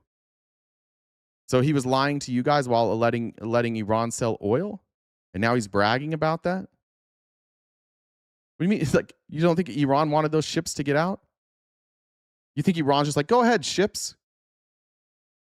Didn't go to $300 a barrel. It went to $125, $115. Now it's at $72, $73. I don't remember anybody saying $300 per barrel. The last couple of hours. No, we were very tough, and we took out a man named Soleimani. Remember that? You know, you think this would have happened if you were alive? The evil genius. He was an evil genius. I think what would have happened? Now what's he talking about? So they killed Soleimani, which allowed us to go to war with Iran? The emergency release of 172 million barrels allowed us to hold the price per barrel down. Yeah.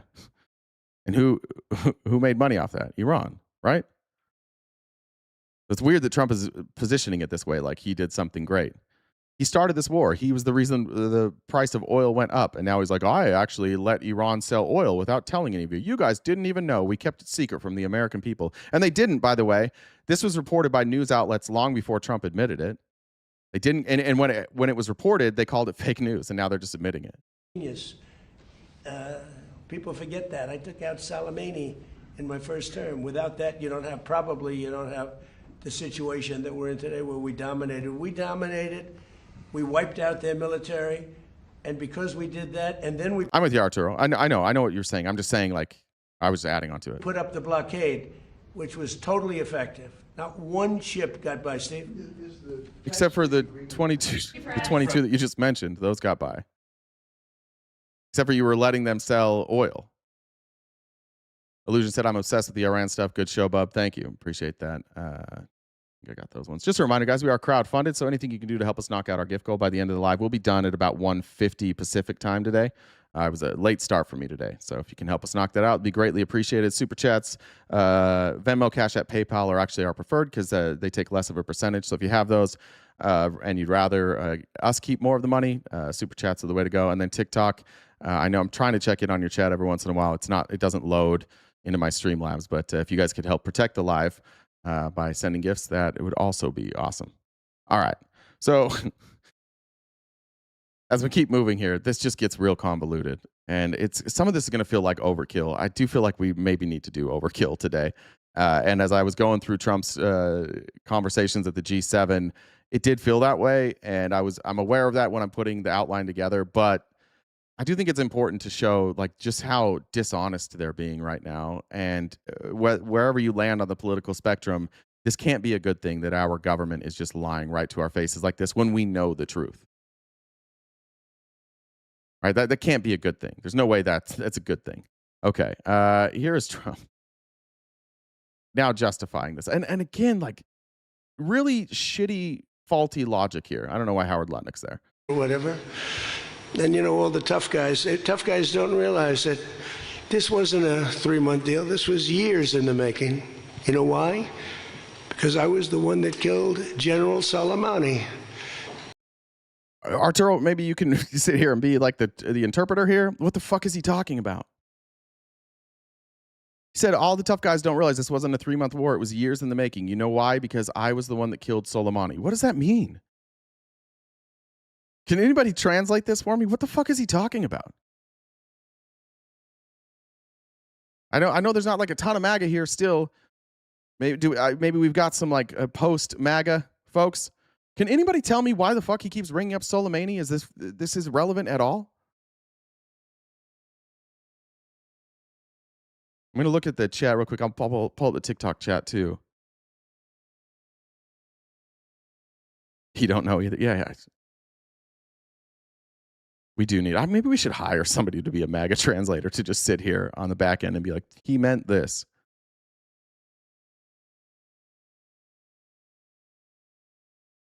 I'm looking, sorry. Because he was the commander of the IRGC. But like, how does that get us here? Yeah, top military command. But how does that get us here? I know who Soleimani is. I know that Trump killed him. I know that was a war crime. We've criticized that for a long time. I also know that Obama committed war crimes. So did Biden. I'm not saying Trump's the only one that did that. I have a real problem with the way that Soleimani was killed.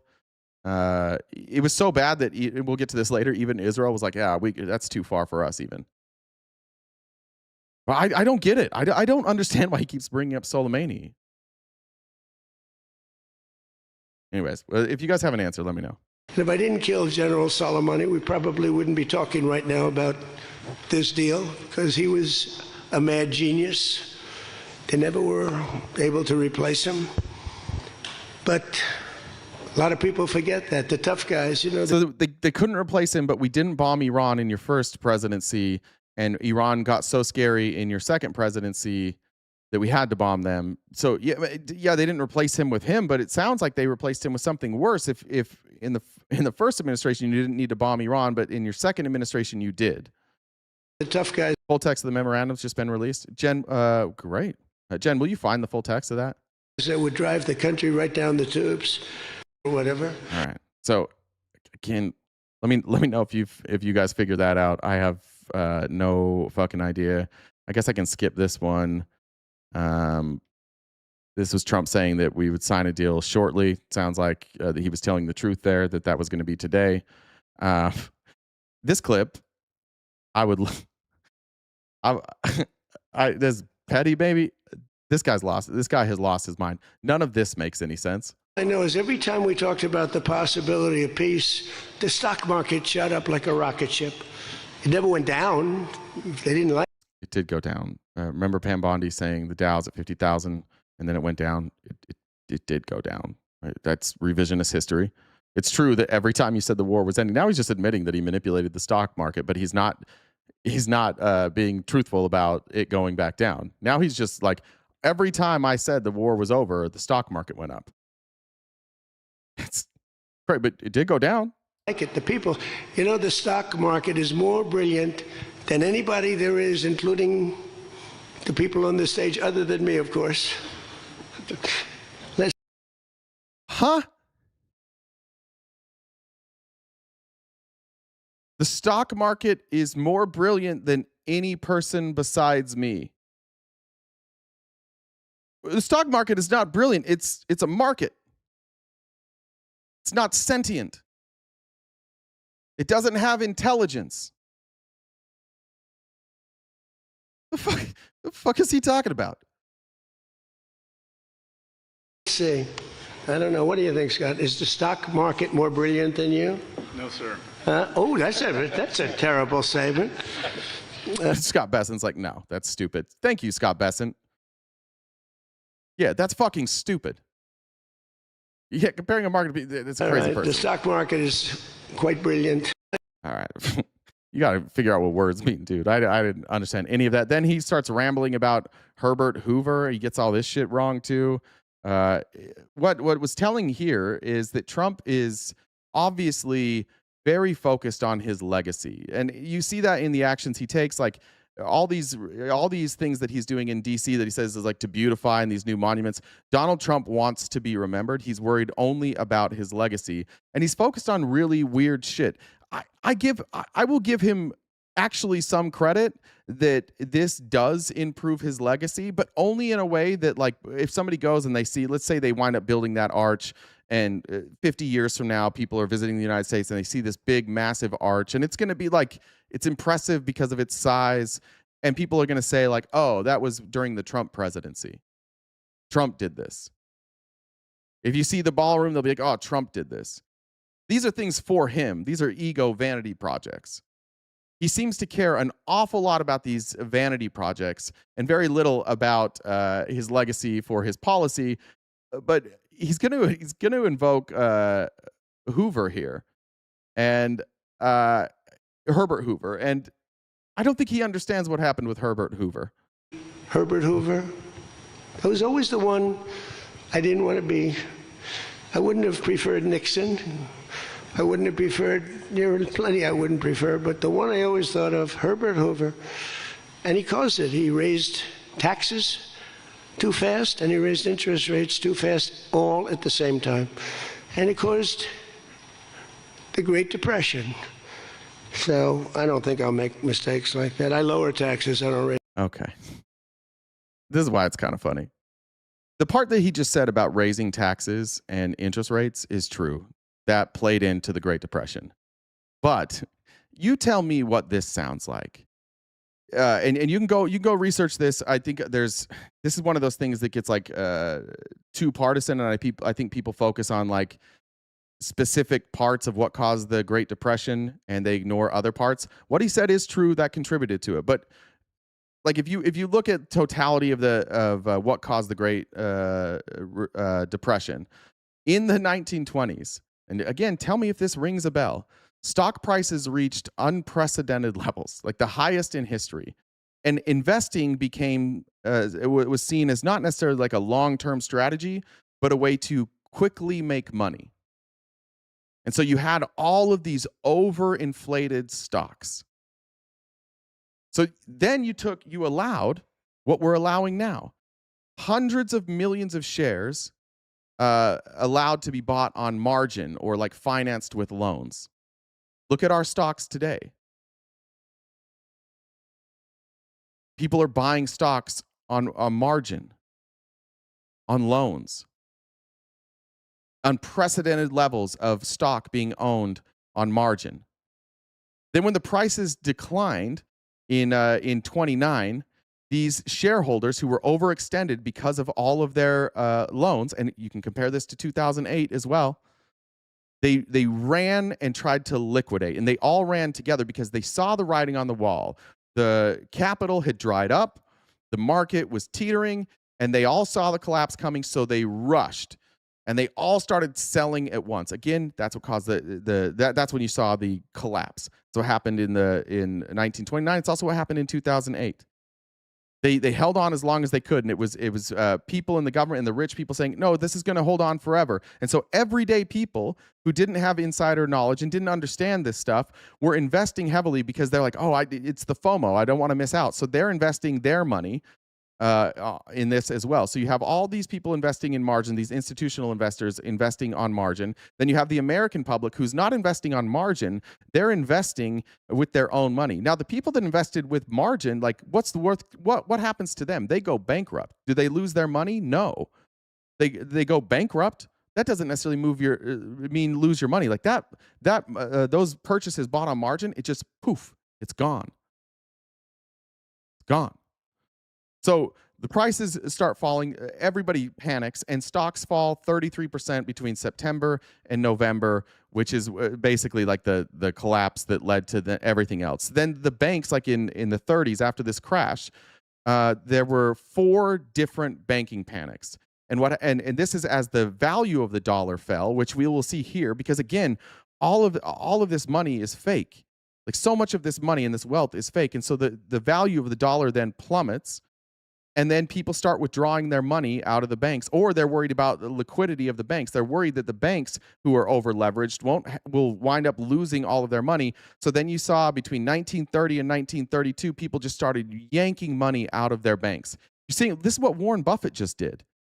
Warren Buffett just, like, he's pulled tons of his money out of these markets, and he's parked it either in cash or in even like treasury bonds. He's mostly getting out of.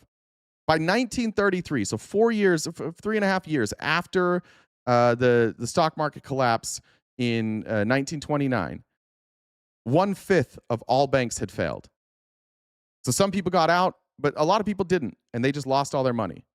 Then the Federal Reserve made things worse, because then they raised interest rates and deliberately reduced the money supply so that they could hold on to the gold standard. They were worried about the fragility of our currency and our currency being viewed as legitimate all around the world. And so they said, we need to protect the price of gold as well, and our gold and our future. So they had over leveraged, and they're like, oh, we got to come back to the gold standard. This is why people that say, like, we need to go back to the gold standard don't know what the fuck they're talking about. If we went back to the gold standard right now, our monetary system would collapse. It would absolutely collapse, because we don't have enough gold to even come close to back the amount of money that we have in circulation physically and hypothetically, in terms of like these printed valuations. So when people say that, they don't understand that also, and this is what Trump is talking about, this is the part that he got right, is that contributed to the collapse. But he says that's everything. Everything else from the collapse and from the Great Depression, we're in a very similar position. So then that reduced lending. Prices everywhere started coming down, and that further discouraged investment. I was reading a report from the St. Louis Fed yesterday, the Federal Reserve, or at least it was posted on their Twitter, or it was linked from their Twitter. I can't remember where. I don't know if it's on their website or not. But we've seen a dip now in consumer goods. We've seen a stabilization, and some consumer good prices are coming down. And what they've discovered is that these prices are coming down because people can't buy them. And so we've officially moved so much wealth to the top that those people don't have problems. But there's so many people now in this country that don't have enough money that things like groceries, things like cars, even things like used cell phones. There's a lot of consumer goods now that are tapering off, and the prices are coming down. And you're going to see this administration start bragging about that. But the reason those prices are coming down is not because of action from them to bring those prices down. It's because of this wealth transfer to the 1% and the top 10%, and everyday Americans can't afford stuff. And so it's driving down demand, which drives down prices. That's what happened in 29. Then it also, you can talk about the gold standard. We've talked about that. That's a much longer discussion. But then what happened that also contributed to and the reason it's the Great Depression and the reason that it went so long is it wasn't just a stock market crash. It was these economic principles that were not followed, where the United States over-leveraged themselves. And so U.S. lending to foreign countries, the money we were sending out to foreign countries, fell in the late 1920s because we ran out of money to give them. Similar to like USAID. The truth is, what's their justification for not giving foreign aid? We don't have any money. Just like then. Then we had the Smoot-Hawley Tariff Act, which was implemented in 1930. And this is where somebody's got to talk to Trump about this. They thought it would be a good idea to try and force other countries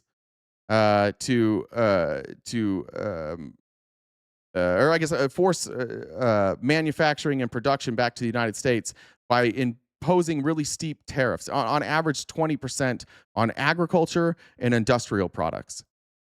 And so we went after all of these industries where we were importing. We wanted to bring those back, and we slapped tariffs. And what this did is it provoked retaliatory measures from other countries. Does that sound familiar? Remember after Trump slapped all these tariffs on, and we got all these retaliatory measures specifically from China, which has crippled our farming industry? And that reduced global trade, and it declined overall like output worldwide, which we have right now. The result after all of that was that industrial production in the United States fell 47%. Let's look at manufacturing right now. I'm going to look at the manufacturing decline in 2025. Let's see. Again, the tariffs are supposed to bring manufacturing back, right? In 2025, we shed over 100,000 net jobs. We lost over 100,000 net jobs. And the reason for that is that the sector was weighed down by what? Tariff-driven cost increases, shifting global trade policies, higher input costs, and cautious hiring. It's the same playbook. I don't know how Wharton School of Business economics guy doesn't understand any of this stuff. And for those who think like this is just like fringe economic theory, every economist understands this. But a lot of people are incentivized by the market. A lot of people are incentivized to try and keep this going as long as possible. And I believe that people like Trump and Scott Bessent think that they can prolong this and work our way out of it. There's a theory that I think is true because Scott Bessent and George Soros both subscribe to this theory that we are told we want inflation between like 2 and 2.5%. Now, if you want to reduce our debt, if you want to pay down our debt, one way that you can do that is with increased inflation. And so there's this theory that they know that they're going to be around 4%. And the reason that they don't care about it and pretend is what you have to do is you basically have to, like, we could reduce our debt substantially. If we kept 4% inflation, we could knock down like 1 to 2% a year on our debt. And so there's this idea that we can take 5 or 6 years of inflation at 4%. And Scott Bessent and the people in this room are saying, like, how much can the American people take? They understand you're going to suffer. The other way that you could pay down that debt is by taxation, but they're not going to do that. They're not going to tax. So it's purposely attacking the middle class without telling them that you're taxing them through inflation.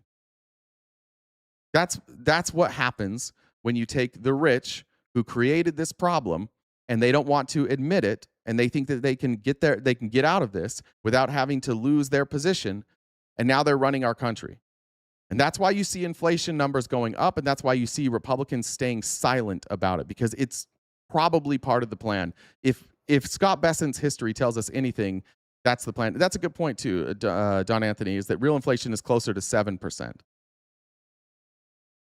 Ty said, U.S. released the 14-point plan. We'll get to that in a second. Roly Poly said, Trump talking about raising interest rates causing the depression is pressuring Warsh not to raise rates. True. And then he said it's funny because it was his YKSD said it's funny because his brain is turning to pudding. Electric Dad said number 6 of MOU, $300 billion for construction. What a lie! No fucking way. All right, let's get to. Let me finish this and then we'll look at the MOU. Taxes. In fact, we just gave you the largest tax decrease, largest tax cut in the history of our country.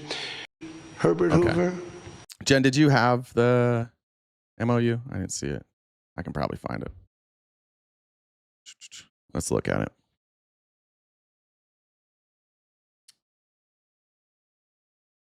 While I'm pulling that up, guys, just a reminder, we are crowdfunded, and I appreciate you guys sending in the Super Chats, PayPal, and Venmos. That's how we keep our bills paid here. If you want to help us out, Cash App, PayPal, and Venmo are preferred. And if you can help us knock out that gift goal by the end of the live, that would be so appreciated. That's how we pay our bills. What's up, Jen? I think, looking, see. Steve sent something. Oh, you got it. Okay. Maybe it's just so small. Let's see. This looks a little bigger. Let's see here. I want to make sure this is right. Okay. All right. So let's see if they were telling the truth. Now we're about to find out. Islamabad Memorandum of Understanding between the U.S. and the Islamic Republic of Iran. The United States of America and Iran have jointly agreed in good faith on such and such a date on the following. I guess they're going to choose the date when they actually sign it. Paragraph 1. The United States of America and Iran and their allies in the current war, by signing this MOU, declare the immediate and permanent termination of military operations on all fronts, including in Lebanon. Netanyahu says that's not going to happen. So, Jen, will you look and see if Netanyahu has responded to this and undertake from now on not to initiate any war or any military operation against each other and to refrain from the threat or use of force against each other and ensuring the territorial integrity and sovereignty of Lebanon. The final deal will confirm the permanent termination of the war on all fronts, including in Lebanon, and other provisions of this paragraph.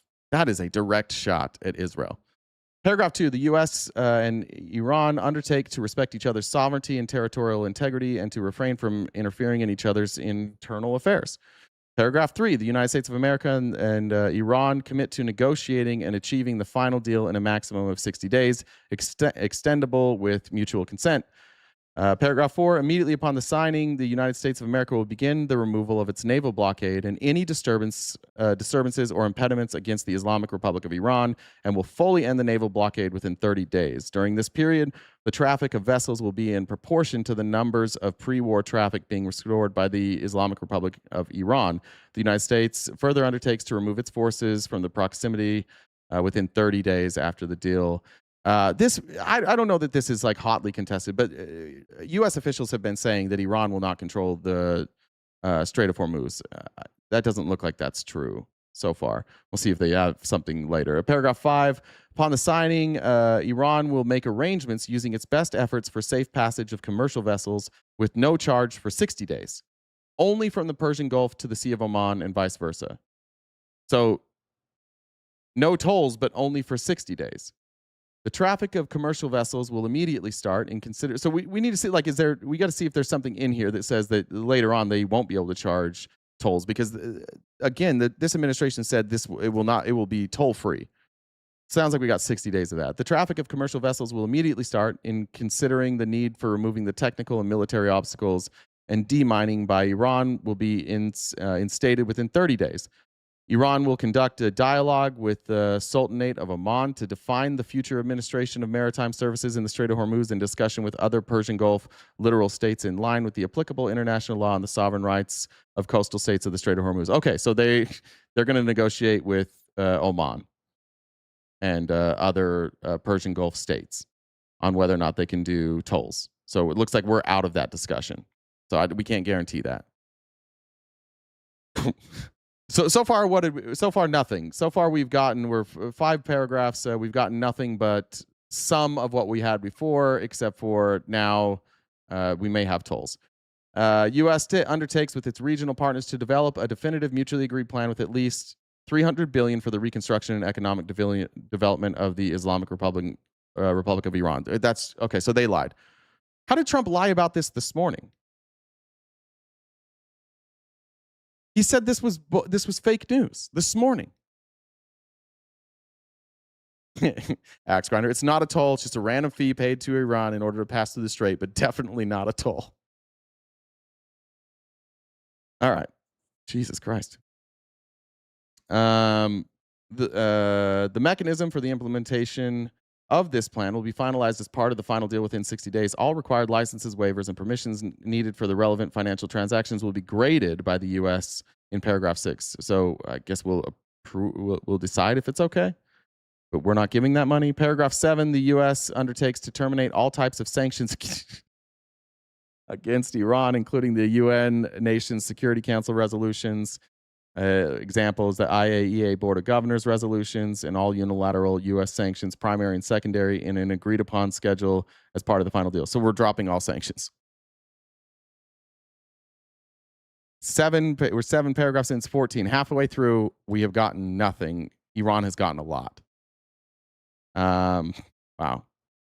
Iran and the U.S. acknowledge the critical importance of the sanctions termination issue above mentioned and express their intentions to immediately address these issues in the negotiations in order to achieve mutual agreement on them. So I do think this is the right move, for the record. I hate sanctions, even sanctions against countries we don't like Iran, even sanctions against people who I don't even like, say, like funding terrorists, funding groups that fight with U.S. service members. I don't think that we should be allowed to do these sanctions. I think that the sanctions never work.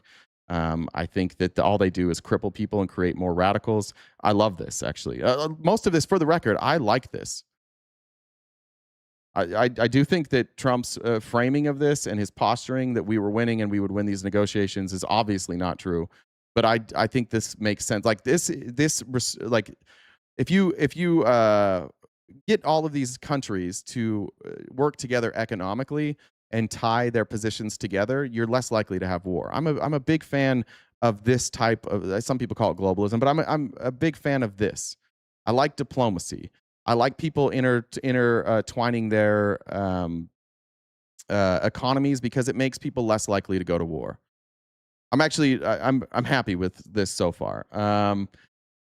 Iran reaffirms that it shall not procure or develop nuclear weapons, which is what they agreed to in the JCPOA. So back to the deal that Trump ripped up.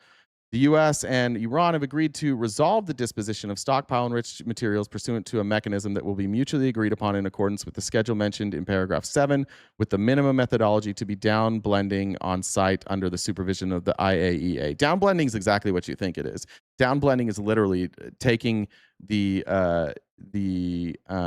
enriched materials that have been blown up that are, they say dust, this is the dust they're talking about, and down blending them is simply mixed. There's lots of ways you can downblend, but essentially mixing them with other material until they are useless. Or it could be just, as simple as like a rototiller that goes down deep where you're blending it all together.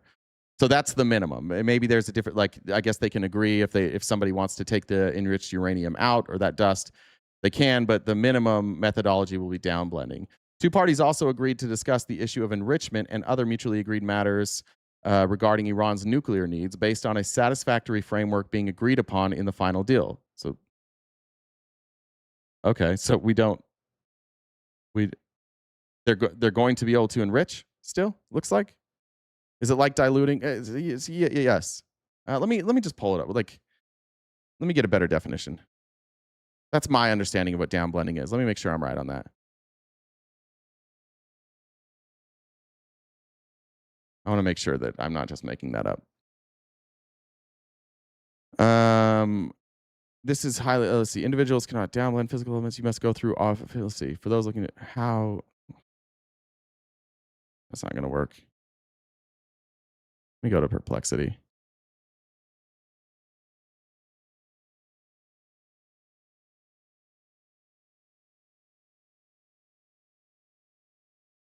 Is there anybody here in the chat that has more? I'm looking here. Is there any of you that understand this better than I do?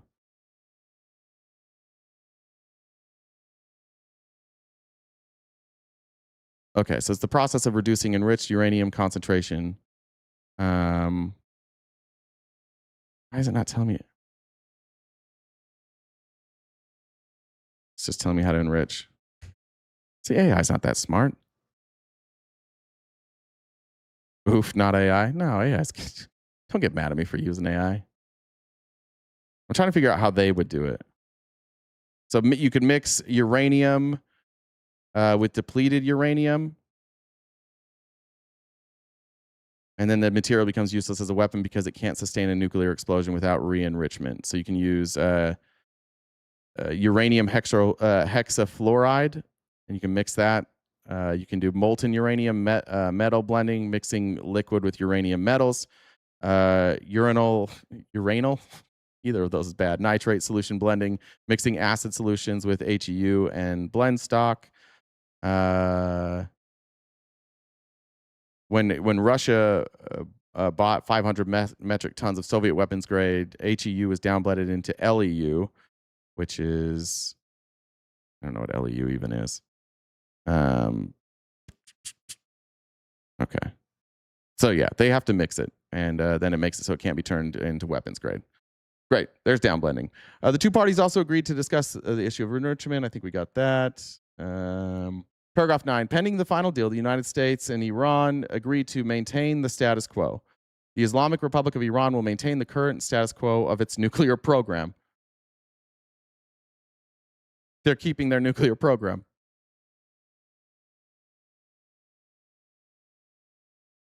And the United States of America will not impose any new sanctions and will not deploy additional forces in the region. Well, isn't the status quo is they were enriched to 60%?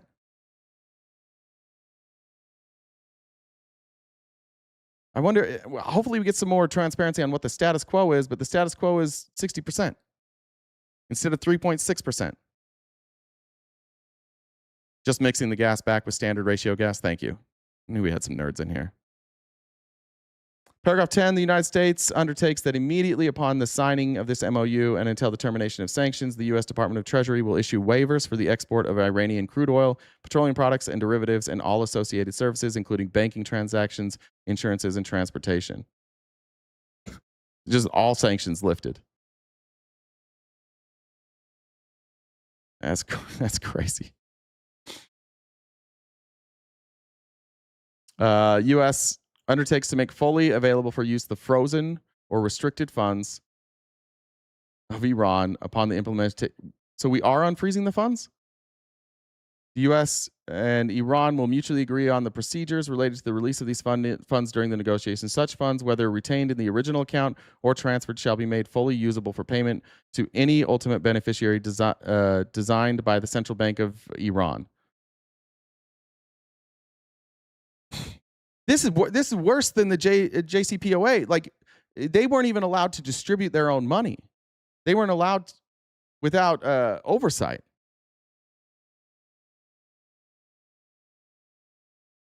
Man, I'm surprised they didn't wait till Friday to release this. This is way worse. Yeah, we got cooked. Again, I actually like this outcome.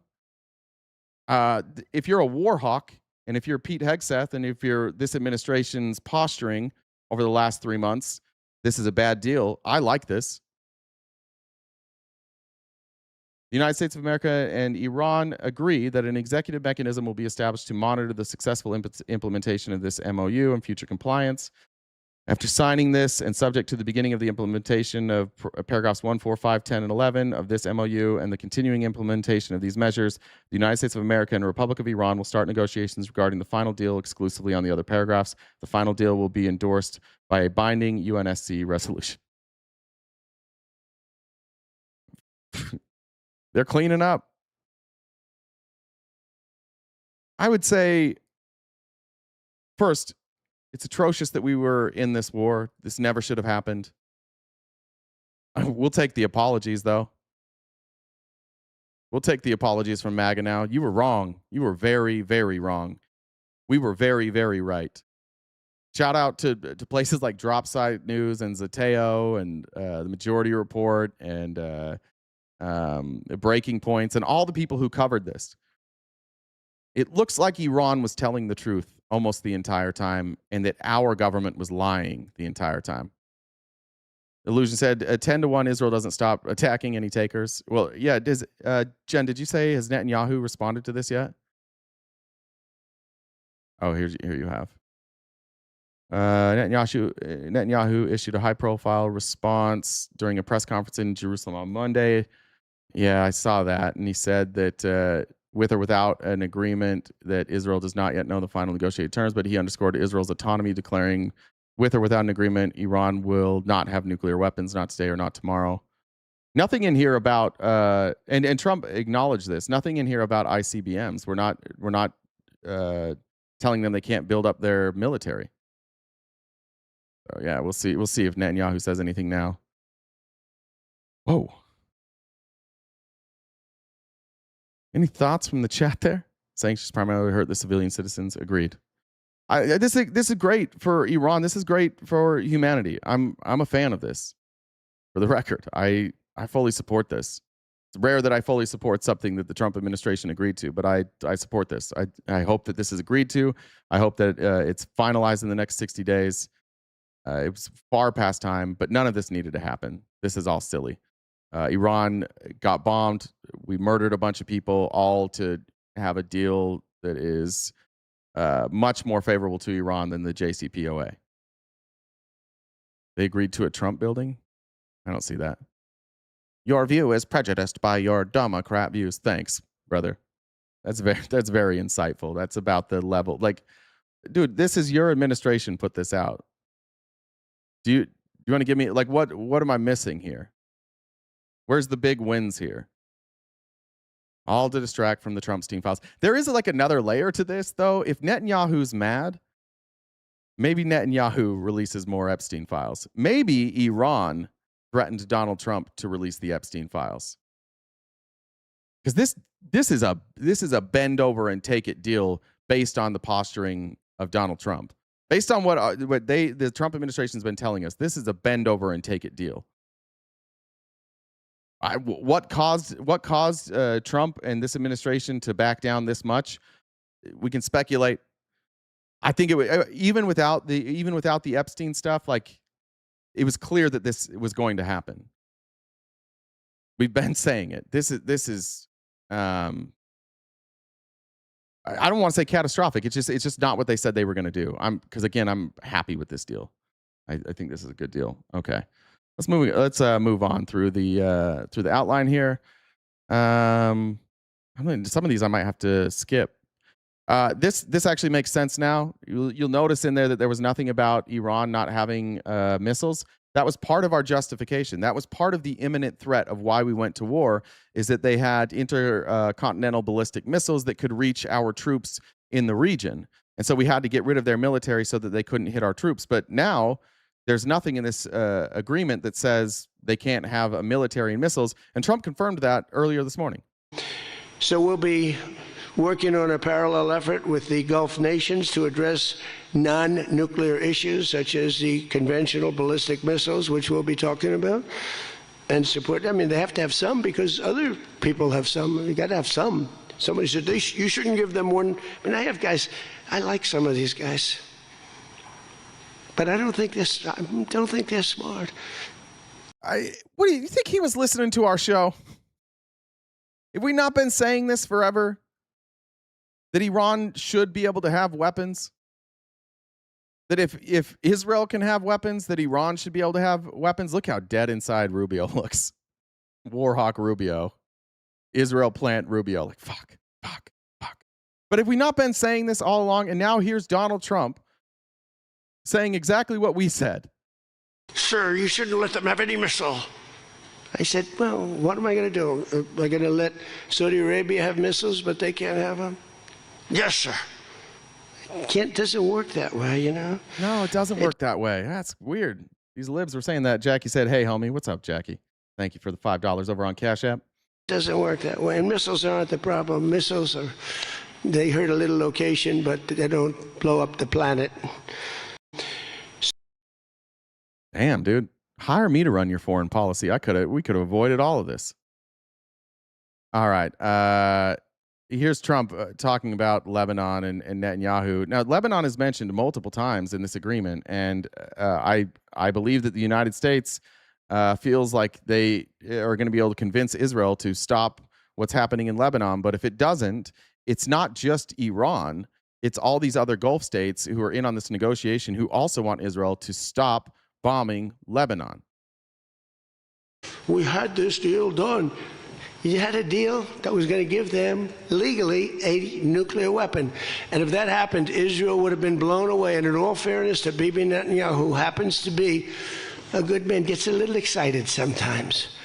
But he gets a little over his boots and does the genocides. It's so weird to hear. I mean, I'm agreeing with him, but it's talking about Netanyahu this way, who's just like doing genocide all the time. Sometimes he's a little excited. To be a very good man. We've had an amazing partnership. He's been an amazing prime minister.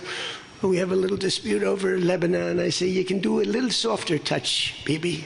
You don't have to knock down a building every time somebody walks into it that's from Hezbollah. But it's been an amazing partnership. Oh, man, isn't that what we said about Gaza? You don't need to carpet bomb. God damn, he's sounding progressive. He's sounding like he's on a college campus protesting the genocide of the Palestinians. Yeah, maybe to kill a terrorist, you don't need to bomb entire square blocks. But he will say, we're the big partner, and he's the very small partner, and that's true. So he came to the country, and he begged Barack Hussein Obama, the president, not to do the JCPOA.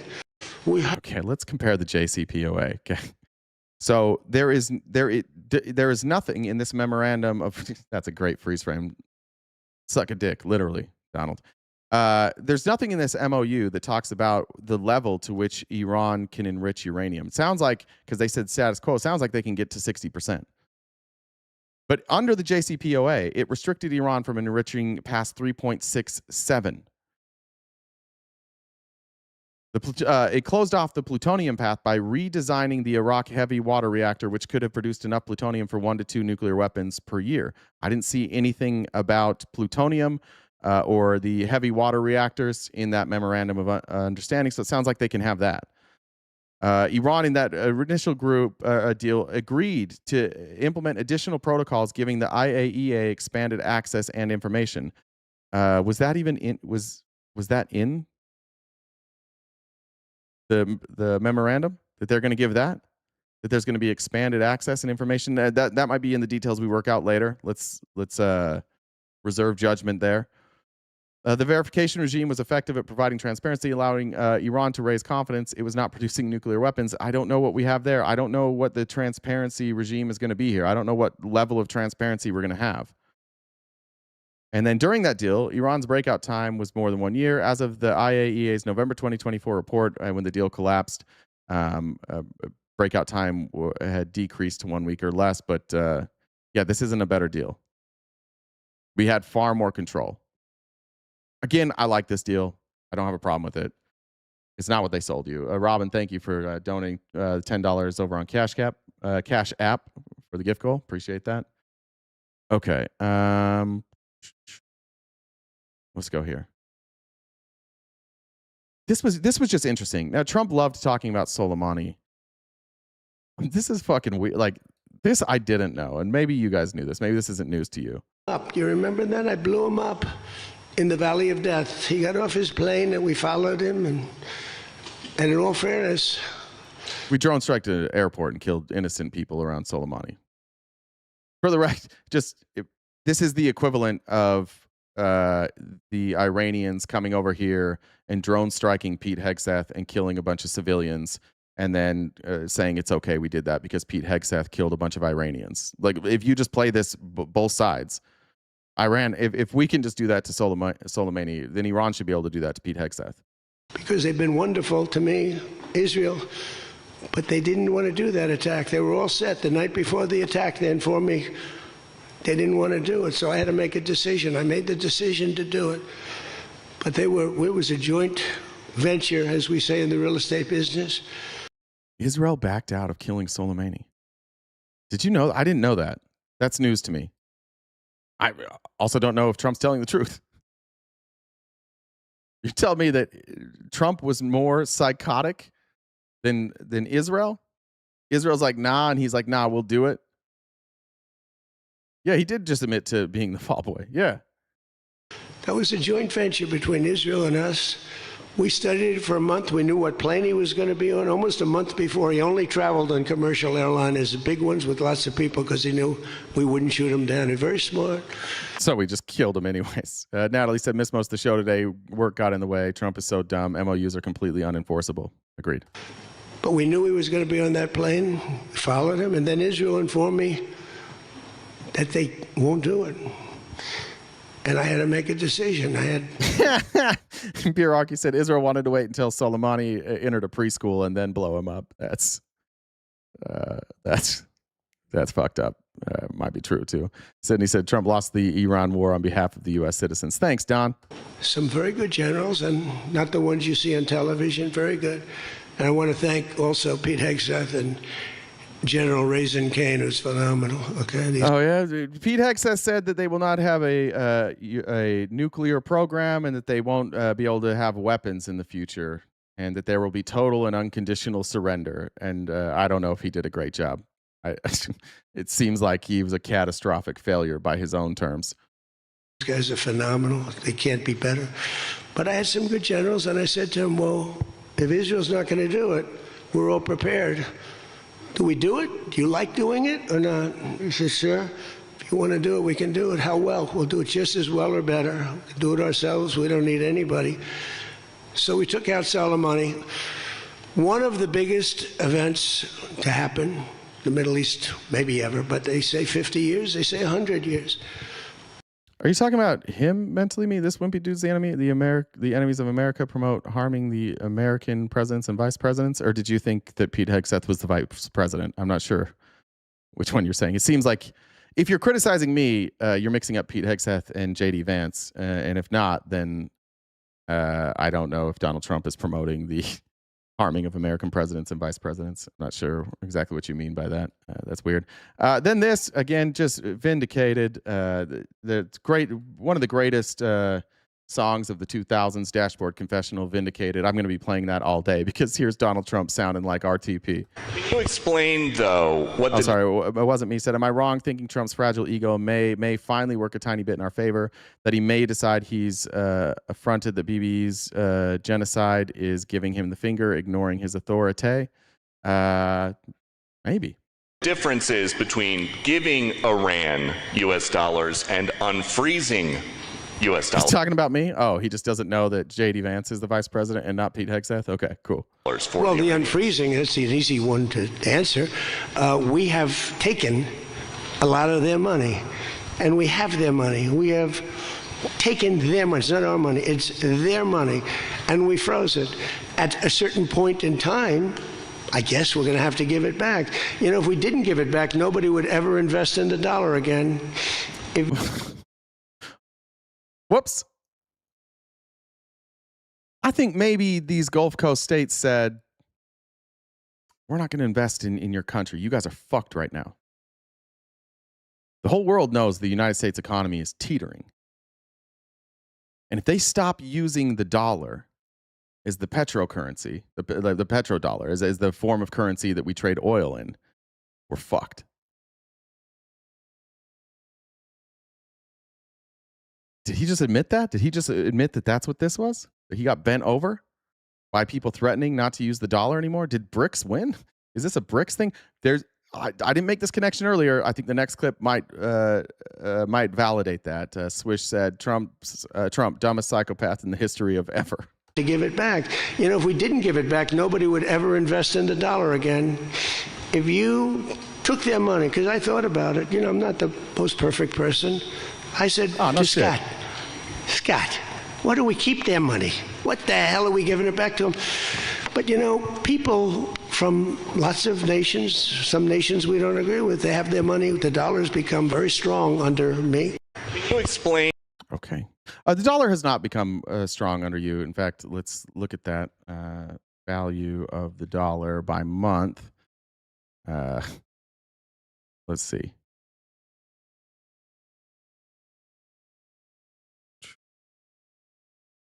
Let's look at a 5-year graph here of the value of the dollar. Looks like a peak was in 2022 during the Biden years. Biden took over and it was pretty low. The value of the dollar went up, down, up, down, up, down. We are pretty fucking low. When did Trump take office? Right there. So the value of the dollar is down since he took office. Cool. So that was a lie, right? Who's giving him this information? They just tell him, he's like, I'm just going to say it. I honestly don't think he knows. I honestly think that that's what he believes because people just lie to him and he's cool with it. But there's forever that argument gone for conservatives. You never, ever, we don't want to hear another fucking word from you dumbasses about Obama gave Iran billions of dollars of their money that was frozen, that we had to give back, that we used as leverage to negotiate a deal to to prevent them from getting nuclear weapons. And now Trump's like, we have to give it back. We can't keep it. This is their money. Now Trump's making that argument. Trump, for years, has been making the opposite argument. He might be too stupid to understand it, but he's legitimately debunking every argument he's ever made about Iran in real time. Everything he has said, everything that you have been arguing with us about, he is flipping on it, and you're mad. Again, you'll do this every time. You'll be mad at me, like, this guy's full of shit. He lied to you. We were right. We wasted a bunch of money on this dumb fucking war. We lost troops. We killed innocent people in Iran. We were right. You were wrong. He admits it. Will you?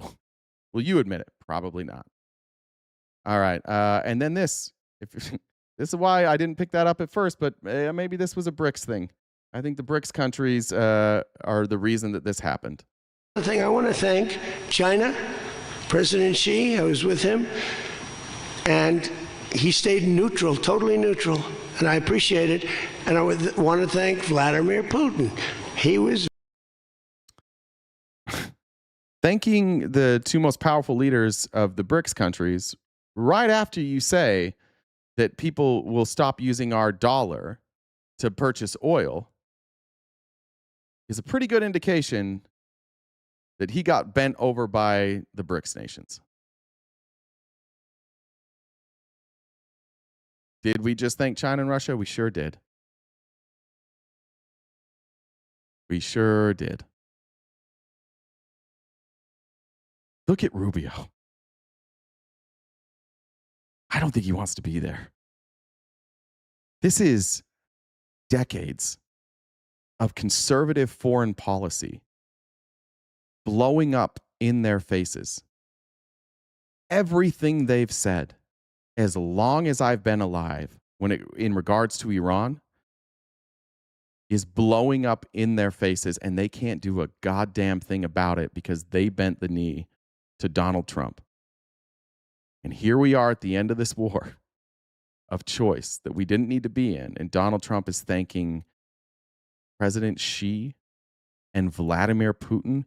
You would attack the fucking Capitol again if Obama or Biden ever said anything close to this.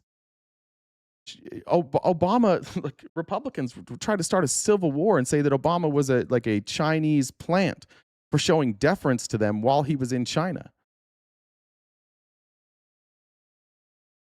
You guys, he gave Iran everything they wanted, including $300 billion, got rid of all of their sanctions, is going to allow them to rebuild their military.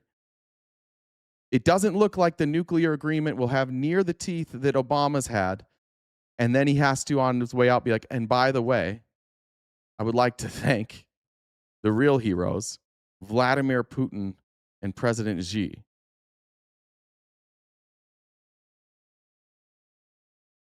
Is Arturo still here? The regular MAGA got the fuck out of here today. I've never seen I've never seen any president ever completely capitulate and concede on every talking point that they've given since he took office. I think Trump's now in business with Iran. He must be getting money from that 300. Oh, my friend. Change think to know. Change think to know. All these people that are going to invest in Iran, they're invested with Jared Kushner. They're invested in Trump's cryptocurrency. Trump's going to make a fortune off of this. He fucking played you, bitches. He fucking played you. And he played you and then did what we said he should do so that he could get rich. Israel puppet? I don't think so. I think Trump switched teams. I think Trump saw the writing on the wall with Israel, and I think he's about to leave Israel hanging. I actually think that you're going to see a turn from MAGA. Like, people in MAGA are going to be very upset by this. He is abandoning Israel to favor China and Russia and the Gulf states. Why? Because Israel's not giving him any money.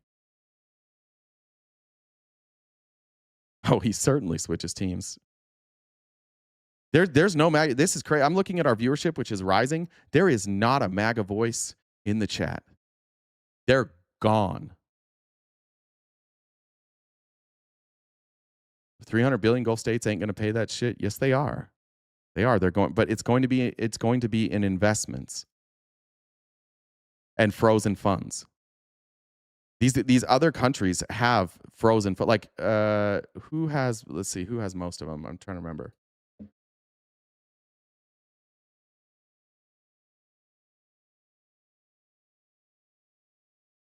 I want to say Qatar. China has about 20 billion in frozen assets. Iraq has 10 to 12 billion. South Korea has 6. India has 7. Japan has 1.5. Europe has 1.6. US has about 2 billion. And then the rest of this, that 300 billion is again a made up number, but that's going to be investment, and that's why they're dropping all these sanctions, so people can go and invest in Iran and ironically, like, look at this. We did regime change. This is just simply a regime change war, like we always said it was going to be. And I think what happened is that the leadership in Iran, which is corrupt, they were corrupt before, and they're corrupt now. There's an about face here, because the United States was not going to take these sanctions off of them. And so they became radicalized. This is a decades long operation by Iran to soften the United States and get what they wanted. And now they got it. And now Israel is the hated one. All this time, Israel thought they were running shit. And Trump flipped on them in an instant. And now all these people, all these other countries, all these other people that want to invest, they're looking at Iran and they're like, heavy oil reserves, no sanctions, pretty sizable economy potentially. That's crazy. Host is a liar. MAGA still in the chat, but typical. Just ignore. Well, what are you guys saying? I'm just not seeing it. Where are you guys? What are you saying? Trump is just a Clinton plant. I live in Israel. Good luck to you. Good luck to you in Israel. You got a psychopath at the helm. And it doesn't sound like Trump's going to stand in the way. Very neutral. They could have made it much more difficult for us. And I want to say it. Somebody would say, oh, that's terrible. He's thinking. Thanks, Damien, for the $2 over on Cash App. Just a reminder, guys, we are crowdfunded. So if you want to help us knock out our gift goal, Venmo, PayPal, Cash App, or Super Chats are the way to go. Thank you. He's thinking President Xi of China. Well, let me tell you, I had a long talk with him. They have shoulder weapons to knock down airplanes. That it's not like the real deal, but they're accurate. They're fairly accurate. Yeah, they're accurate enough to take down our planes. Jamar said Trump is a pawn because he's stupid. Oh, wait, we already knew that. He said, I would really appreciate you're not giving or selling any of that stuff to Iran. And you know what? For the most part, he didn't. The thing I want to Iran did sell them weapons, and she said it wasn't our government. Not nobody from China was selling them weapons. Not we're going to stop them from selling weapons. Just it wasn't me. It wasn't our government. You can look into that. There were the accusation is that it was companies in China that was selling this, and she's like, "Oh, I don't know anything about that. Whatever they do, they do. I don't know." That's crazy. It's been an interesting day. All right. Were there any other ones I wanted to cover from this? I think I got most of it. All right. Well, holy shit. G7 was full of praise for Trump. Yeah, he capitulated. He backed down. They should praise him. This is a good deal. I agree with Donald Trump today. This was the right thing. He needed. We've been saying it for weeks. And I've said that we would support him on this. If he decided to just give up, I would support that. I support Donald Trump's decision today. Who thought we would wake up today and be like, good move, dude. Good move. I'm still going to talk shit that, well, he'll fuck up later. It's fine. Blue Chew said, looks like Rubio could use a Blue Chew. His posture is getting a little slouched there. All right. I want to get to Congress. We covered some of this yesterday, but this is Elise Slotkin talking to the next probably assistant OMB director. What's his fucking name? Sutton. And we're back to Congress not answering questions, or back to people in this administration not answering questions. All these people, by the way, that lied about the Iran war, that'll age well. Thank you for being here. Thank you to a couple of you who I met in my office yesterday, and for taking the time. Obviously, you've heard a lot. Jesus, Dana said day 3 of a 4-day work week and sent $500 on Super Chat. That's fucking incredible. Thank you, Dana. Wow. Thank you very, very, very much. You can have one of my appendages. You can choose. DM me and let me know which appendage, and I'll send it on ice. Thank you very much. Mr. Hamilton, about concerns about politicization. And, I think the thing that you heard from my colleague from And thank Michigan, you, Denise, as well. So thank you, guys. was it's just hard to rationalize just the how many disasters have been approved for aid in Republican states versus Democratic states. And in Michigan, we're a swing state, we're a purple state. And I think particularly the ice storm that we had a year and a half ago has really felt like we've had to use an incredible amount of influence and power, both Democrats and Republicans working together in our delegation to get reimbursement. And I think, the total damage from that storm was Hal Duncan is his name. I was close. I said Sutton. I think I was thinking of Hal Sutton, former golfer. $140 million. And if we don't, get help, then the average ratepayer, because we had electric co-ops go down, is going to be charged an extra $4,500 per household. So it is pretty existential for people in my state. I know you're someone who's worked in and around FEMA for a long time, but I just want to double tap the idea that we can't have stats coming out of your office when and if you get confirmed that demonstrate that you get more of a payout if you're in a Republican state and a faster payout if you're in a Republican state. And that should go without saying. And Republicans would be screaming bloody murder if the stats were reversed and if it was easier to get money if you were a Democratic state under a Democratic president. What's so gross about all of this is that the federal government takes money from the states, right? You all, as taxpayers that live in your state, you pay money to the federal government. And then the federal government says, thanks for the money. If you don't do what we say, you don't get your money back. You don't get what you paid for. Every tax dollar that is sent to the federal government is supposed to be earmarked by Congress. It's supposed to go to a specific place.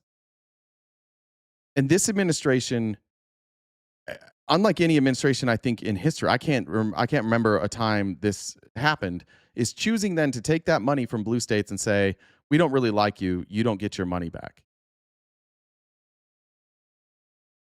That's wrong on every level. And it would be nice if they would answer the question. And we're going to see here, is he going to answer the question? Please keep disasters. The fuck, you're lying. What am I lying about? Do you not know how taxes work? Apolitical. I want to ask to Mr. Duncan, you've had an interesting couple of days up here on the Hill, made some news, gone viral a couple of times. And I just feel like this idea that to get a federal grant, the rules have been rewritten so that you can reject any organization that represents, quote, anti-American values, and anyone who, quote, damages the reputation of the government. So you're going to be in an important position of power. You want the big job. You answer the big questions. If a university that was receiving federal dollars for a research grant into cancer, but they allow... If tax money belongs to those who pay it, then the rich deserve all their money they pay taxes in. That's not what I said. When you send in I'll try this again. When you send in money to the federal government for taxes, that tax revenue then is allocated and assigned by Congress. You don't get a say in that. You get a say in who you vote for. But Congress decides where that money goes, what bills it pays. And so if you pay taxes and you're in Michigan, where Lee Slotkin is from, and Congress allocates money to come to you, and then the federal government says, we don't like your politics, you don't get this money for those programs that are allocated, that is wrong. It's unconstitutional. I do, maybe that helps. I won't be rude, but that's what I'm saying. Not that if you send money to the federal government, it's your money to determine where it goes. Nobody's saying that. That's silly. A protest, a peaceful protest of the Iran war on their campus, would that be, quote, damaging to the reputation of the government? Senator, I appreciate the question. As you know, with 2 CFR, it's signed off by all 41 agencies. Right, but in your mind, you're asking to be a decision maker, right? So I understand there's a chain. I was a federal government employee for a long time, but you're up here for Senate confirmation, so it's a big job. Is a protest, a First Amendment peaceful protest on a college campus threaten the federal dollars that they are getting for cancer research under the rules that you will be enforcing, yes or no? Senator, you're asking a hypothetical question, but I would note. Correct. Good job, bud. So he says he over 20. I don't know, but good job. That's a hypothetical. Yeah, dude. Everybody knows that's a hypothetical. Could you answer it? Well, we have protests. We do. I mean, I have University of Michigan and Michigan State. There are protests from time to time, that's for sure. So it's not hypothetical. This is something that literally in 15, 20 days you could be dealing with. Is a First Amendment protest on a college campus enough to be, quote, anti-American or threatening the reputation of this administration? In the hypothetical question that you're asking related to grants for cancer research, this administration is committed to gold standard science and wants to advance the best cancer research that we possibly can.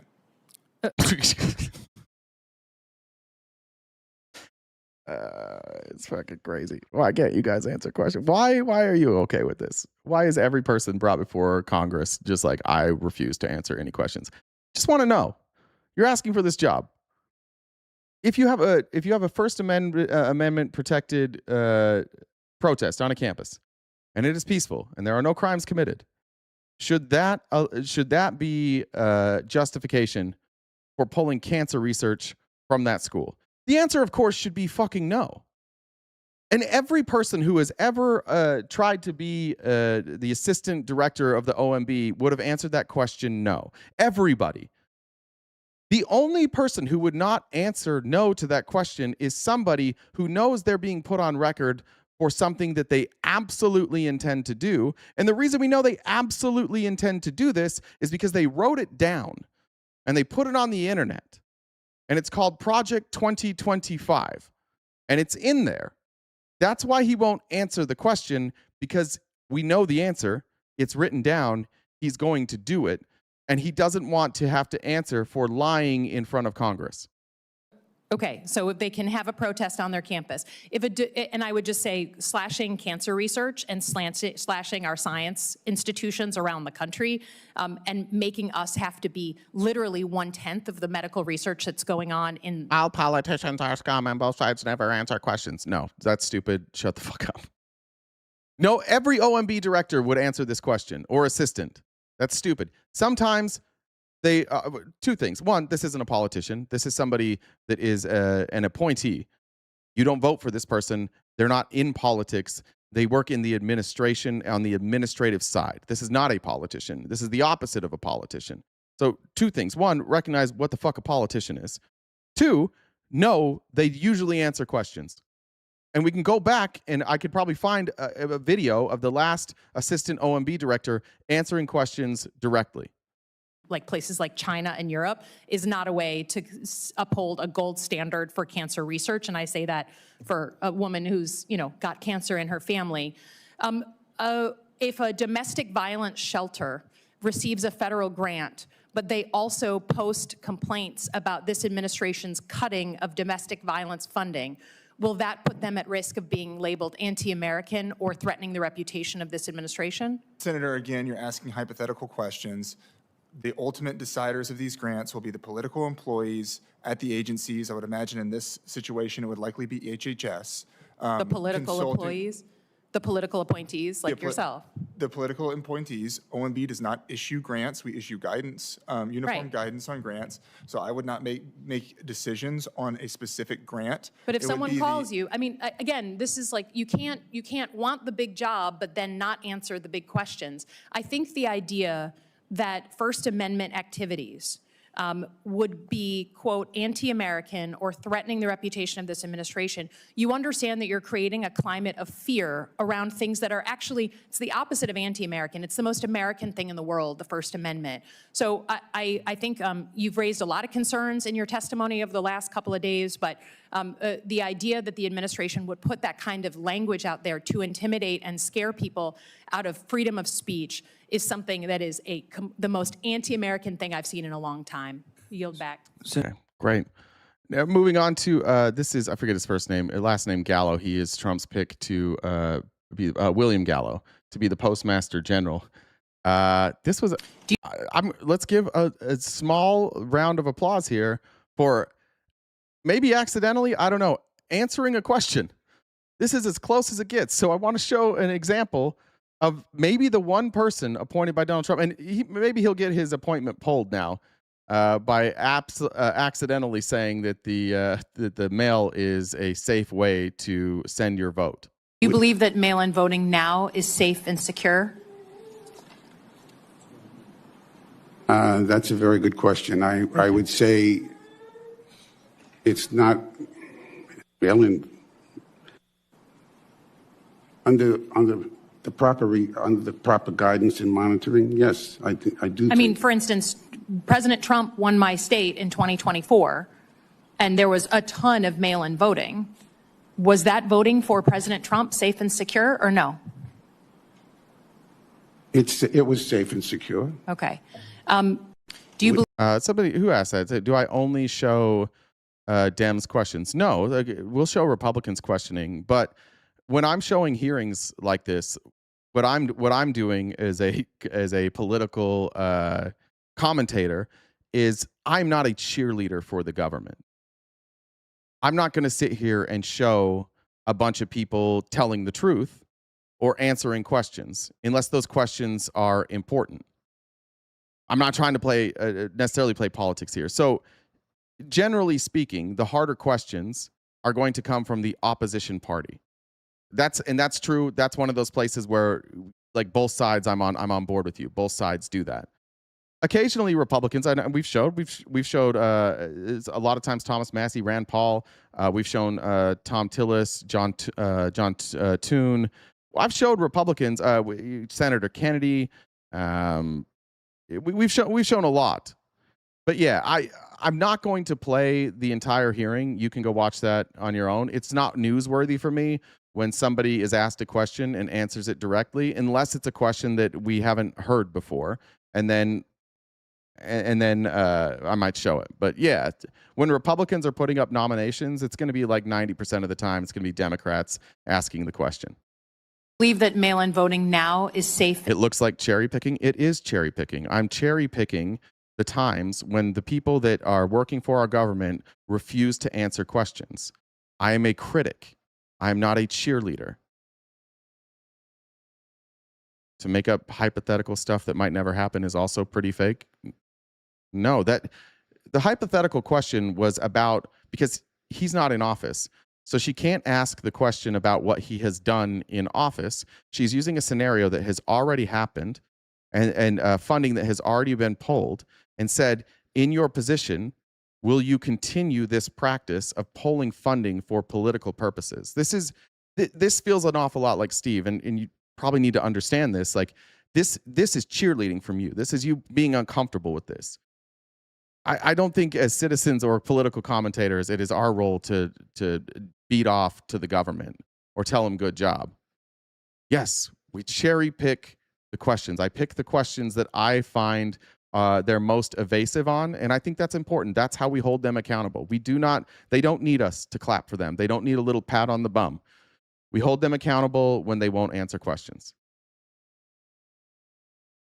that fair? Would you make that same criticism like when Biden was president? Were you guys watching Democrats question people? Because what the Republicans are going to do, because they're trying to get this person confirmed. So Republicans are going to come in and, like, for example, I always forget this guy's name, but he asked all of these people a question. You know what question he asked them?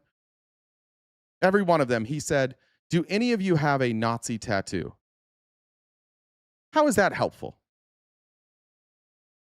What answer is that giving us? Nothing. It's a smear on Democrats. So, yeah, I'm not going to show that. That's useless. That doesn't give us any real answers. I should only focus on how many good things the GOP is doing. I am. So far I've covered all the good things the GOP has done this month, which is Donald Trump bending over and backing out of this war. I've done that. This has been a very pro GOP day. This is the most I have ever said good job to Donald Trump in one day. The first it's 1 o'clock now, so we started at 10:30, so did 2 hours plus of me telling Donald Trump good job.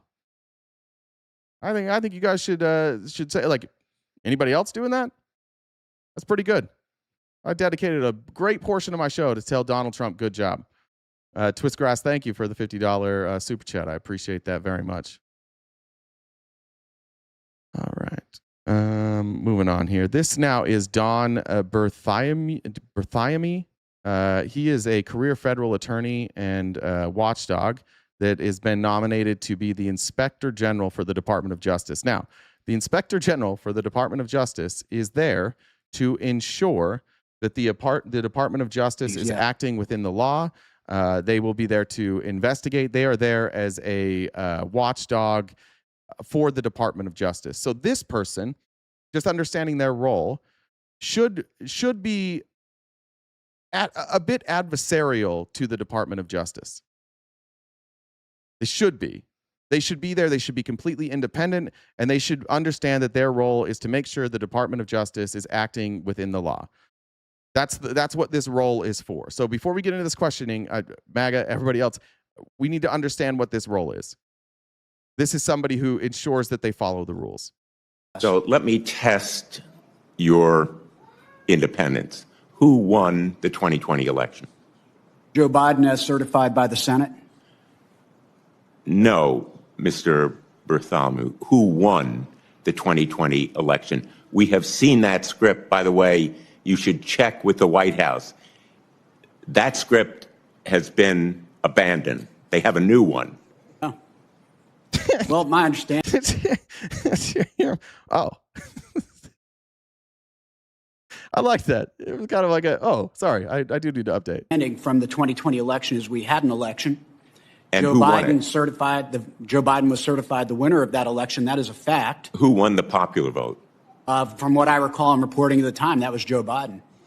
And okay, so how can he win the popular vote but not win the election? Like, both of those things are true, right? Why can you say he won the popular vote but not won the election? Because Trump says you're not allowed to say that. Who won the Electoral College in the 2020 election? Again, my recollection, and he served as president, Joe Biden would have been certified the winner of the... Just say one. This guy's killing me back here in the back, just cracking up. Look at all these people. They're like, Jesus Christ, this is so pathetic. Electoral College vote as well. Did you discuss your answers to these questions with the White House before coming here today? No. Let me ask you. That didn't sound convincing. Was the Capitol attacked on January 6th? I don't know if I would use the term attacked. I mean, we had activity outside the Capitol. Activity outside the Capitol. There was a lot of activity inside the Capitol. Can you imagine somebody who's supposed to be a nonpartisan arbiter of the law and the rule of law saying, if he wants to take issue with the word attack, fine, I guess. So you can play semantics. But then to say, like, I don't like that word, there was activity outside the Capitol, that's just a lie. That's just you now being like, fuck, my boss pardoned all these people. I got to be real careful. Protests and such, and there was violence on the Capitol grounds. You have to be now the author of the most obvious understatement that there was activity outside the Capitol on January 6th. Was it attacked? You've seen the videos. You're supposed to be the Inspector General. Capitol Police were injured. Some died. Was the Capitol attacked? So again, it's more a term that you're using, attacked. There was protest activity. There was violence on Capitol grounds. Those people were prosecuted. Well, then what?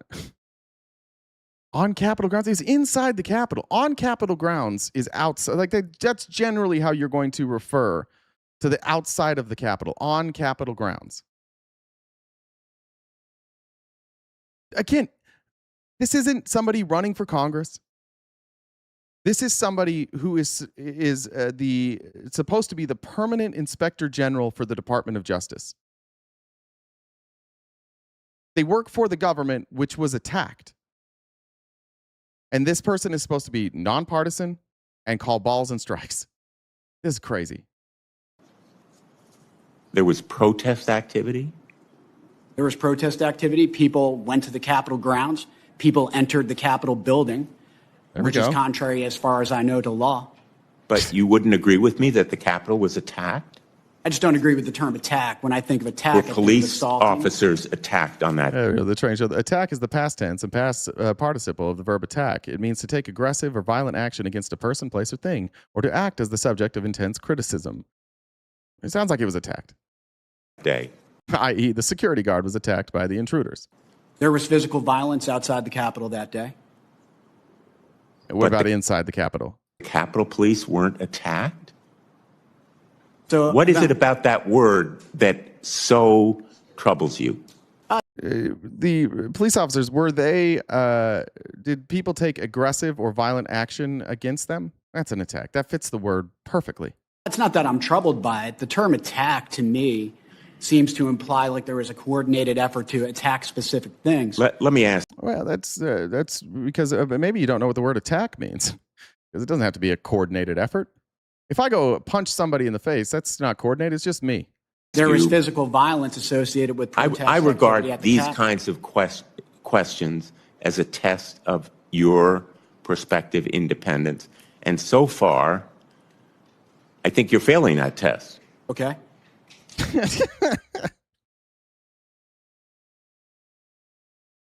I actually, this is fucked up. Like, I've seen so many of these, and there's so many, like, shitty fucks that get nominated. I almost feel bad for him because this is uncomfortable for him.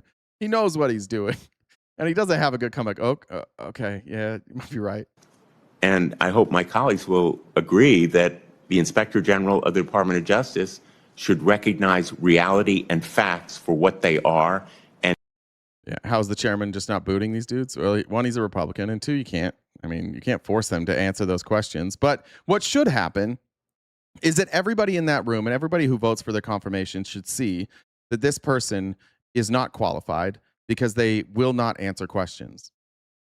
And it wasn't that long ago that these confirmation hearings were pretty easy because people didn't put up super controversial nominees.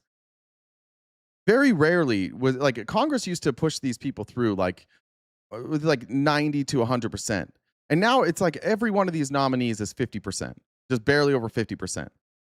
Sometimes, like Marco Rubio, for example, I don't even know. There was one or two people who didn't vote to confirm him.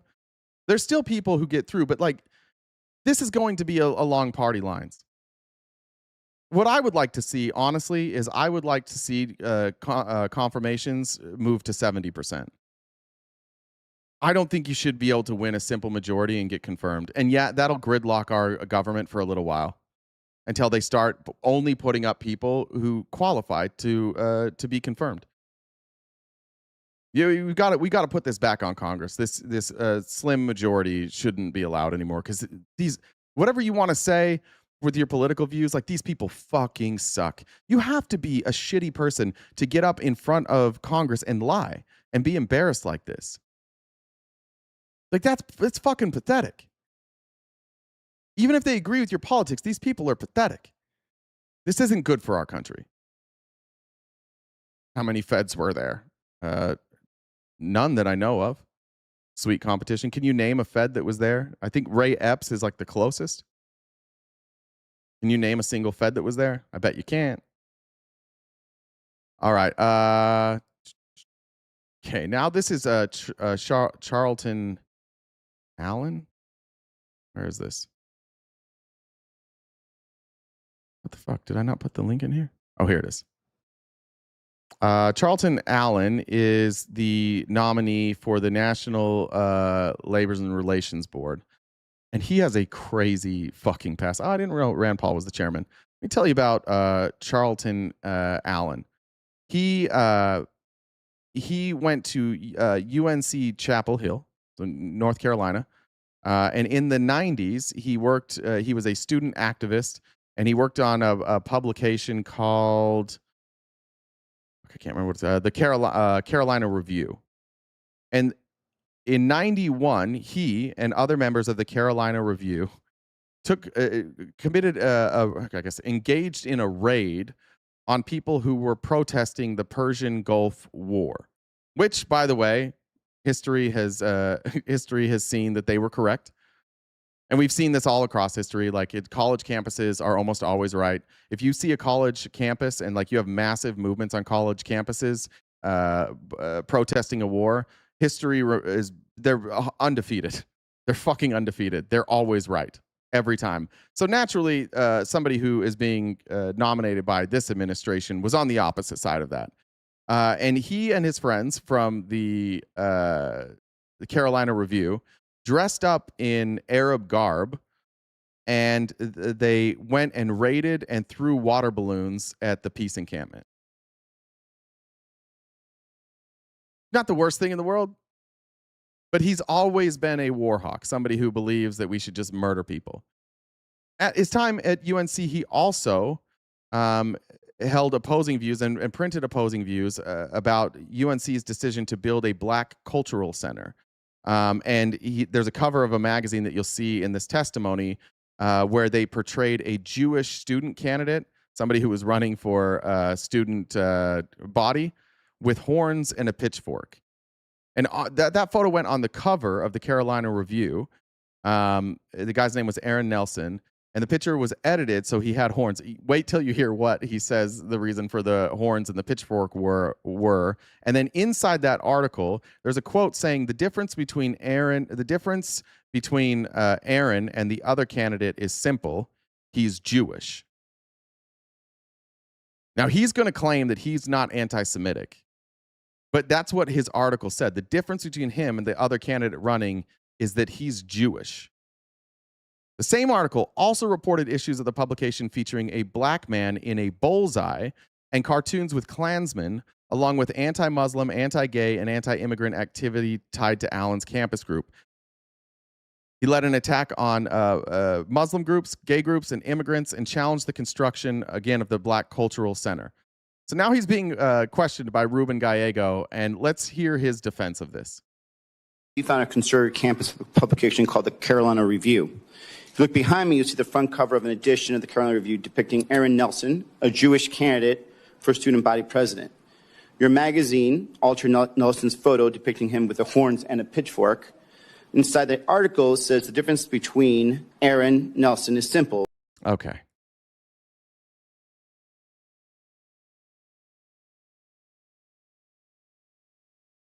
See the picture? Everybody got it now? He's Jewish. Yes or no, Ms. Nelson, do you stand by this depiction? Well, first of all, in terms... Turn your mic on. Your mic. Sorry.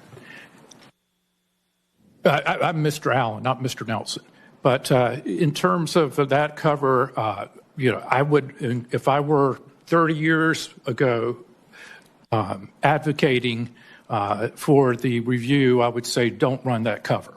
I think it was a mistake. For debates have said protests at Kent State did not do well. Not all college protests went well. I didn't say they went well. I mean all the college protests that were against wars, that they've been vindicated, that the war they were protesting was unjust. I might not have been super clear with that, but that's what I was saying, is the anti-war protests have all been vindicated. That said, if you look at full context of the article, you're taking a quote out of context. Okay, so take the quote out of context. The context for the quote of the difference between Nelson and the other candidate is that Nelson is Jewish.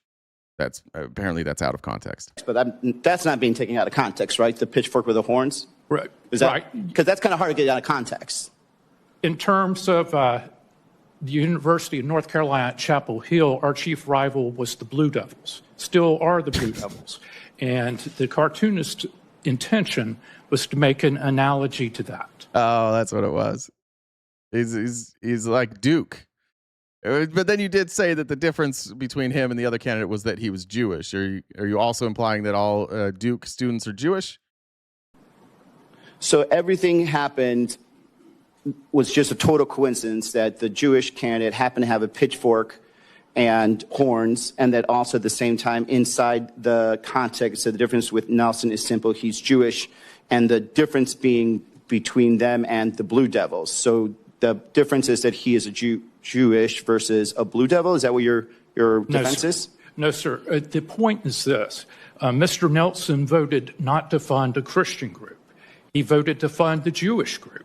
He voted to fund the pagan group. But the Christian group he's talking about was a white supremacist Christian nationalist group. They espoused Christian views and also racist views like he's doing now. They went and attacked them and said, how dare you not fund our Christian group? And then they were racist. You can call it a Christian group all you want. It was a white nationalist, Christian nationalist group. That's why they decided not to fund them. On 2 separate times, he voted not to fund InterVarsity Christian Fellowship. And it raises a conflict of interest when he was a member of a group that he voted for. You certainly remember in detail this incident in question for someone who wants to forget it. So do you stand by the statement that was made of that time period regarding Mr. Nelson then? What statement are you referring to? Well, I would say overall this anti-Semitic statement and depiction of this gentleman. I would not say that it's anti-Semitic. We were the group that was calling for the equal treatment of all student religions. So it's not anti-Semitic to say your difference with Nelson is simple. But that's not true, right? Because he protested again the Black Cultural Center. He he said that this person should not be student body president because he's Jewish. So he's Jewish. The difference between a Blue Devil and Nelson is the fact that he's Jewish. You stand by that then? The point was this. He voted for the Jewish group, and on 2 separate occasions, he voted not to fund the Christian group. Yeah, but the Christian nationalist group.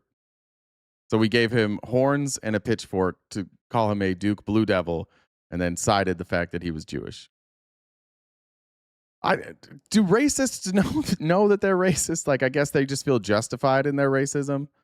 I guess that's how they do it. I've never been part of like a outwardly racist group, I guess. Well, the church I was a part of, I guess, was outwardly racist. Maybe. Yeah, we did that. Yeah, okay, yeah, that's true. That's what we do. We just lie to ourselves. Got it. Okay.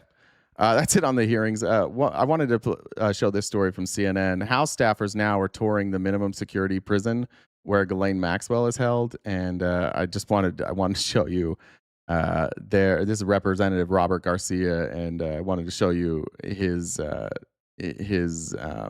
response to what it was like touring this prison for one of the most notorious pedophiles and sex predators in the history of the world. Wrapped a visit at the minimum security prison camp where Jeffrey Epstein's girlfriend and accomplice, Ghislaine Maxwell, is currently being held. Maxwell, who's serving a 20-year sentence for, quote, conspiring with Jeffrey Epstein to sexually abuse minors, was transferred to the facility after sitting down for an interview with the then Deputy Attorney General Todd Blanche. President Trump has, of course, now nominated Blanche to be the next Attorney General. Out front now is Democratic Congressman Robert Garcia, the top Democrat on the House Oversight Committee. Congressman, thanks for your time. Tell us what your staff did at the facility today, what they found. Hey, everybody talking about socialism. Could you do me a favor and shut the fuck up about socialism for a second? And now we're going to talk about the Trump administration covering up the Epstein files and why. And I'd like you guys to respond to why Ghislaine Maxwell is getting this treatment. I want you to listen to Robert Garcia, and mods, feel free to just mute anybody still talking about socialism. I understand that you're probably debating with people on our side who are defending socialism. I would ask those people who are here every day to also stop talking about socialism for a second. And I want the folks here to talk about this. This is the last story we have today, and then I got to get out of here. But we're not going to talk about socialism right now. We're going to talk about this. Well, we had team members here today from both the Oversight and the Judiciary Committees, and I've been briefed by our entire team. Sorry. I mean, really stunning what they have learned. One, to be very clear, this facility is being described as a community college. Trees, there's fountains. It's relaxed. People are walking around. They said it looks like a pristine park-like community college setting.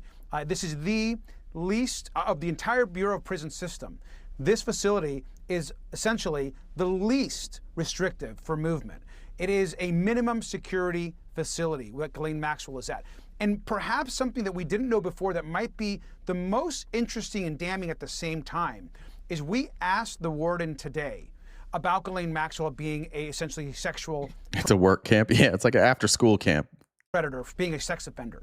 He mentioned to us that she is the only of the 600 plus women that are there.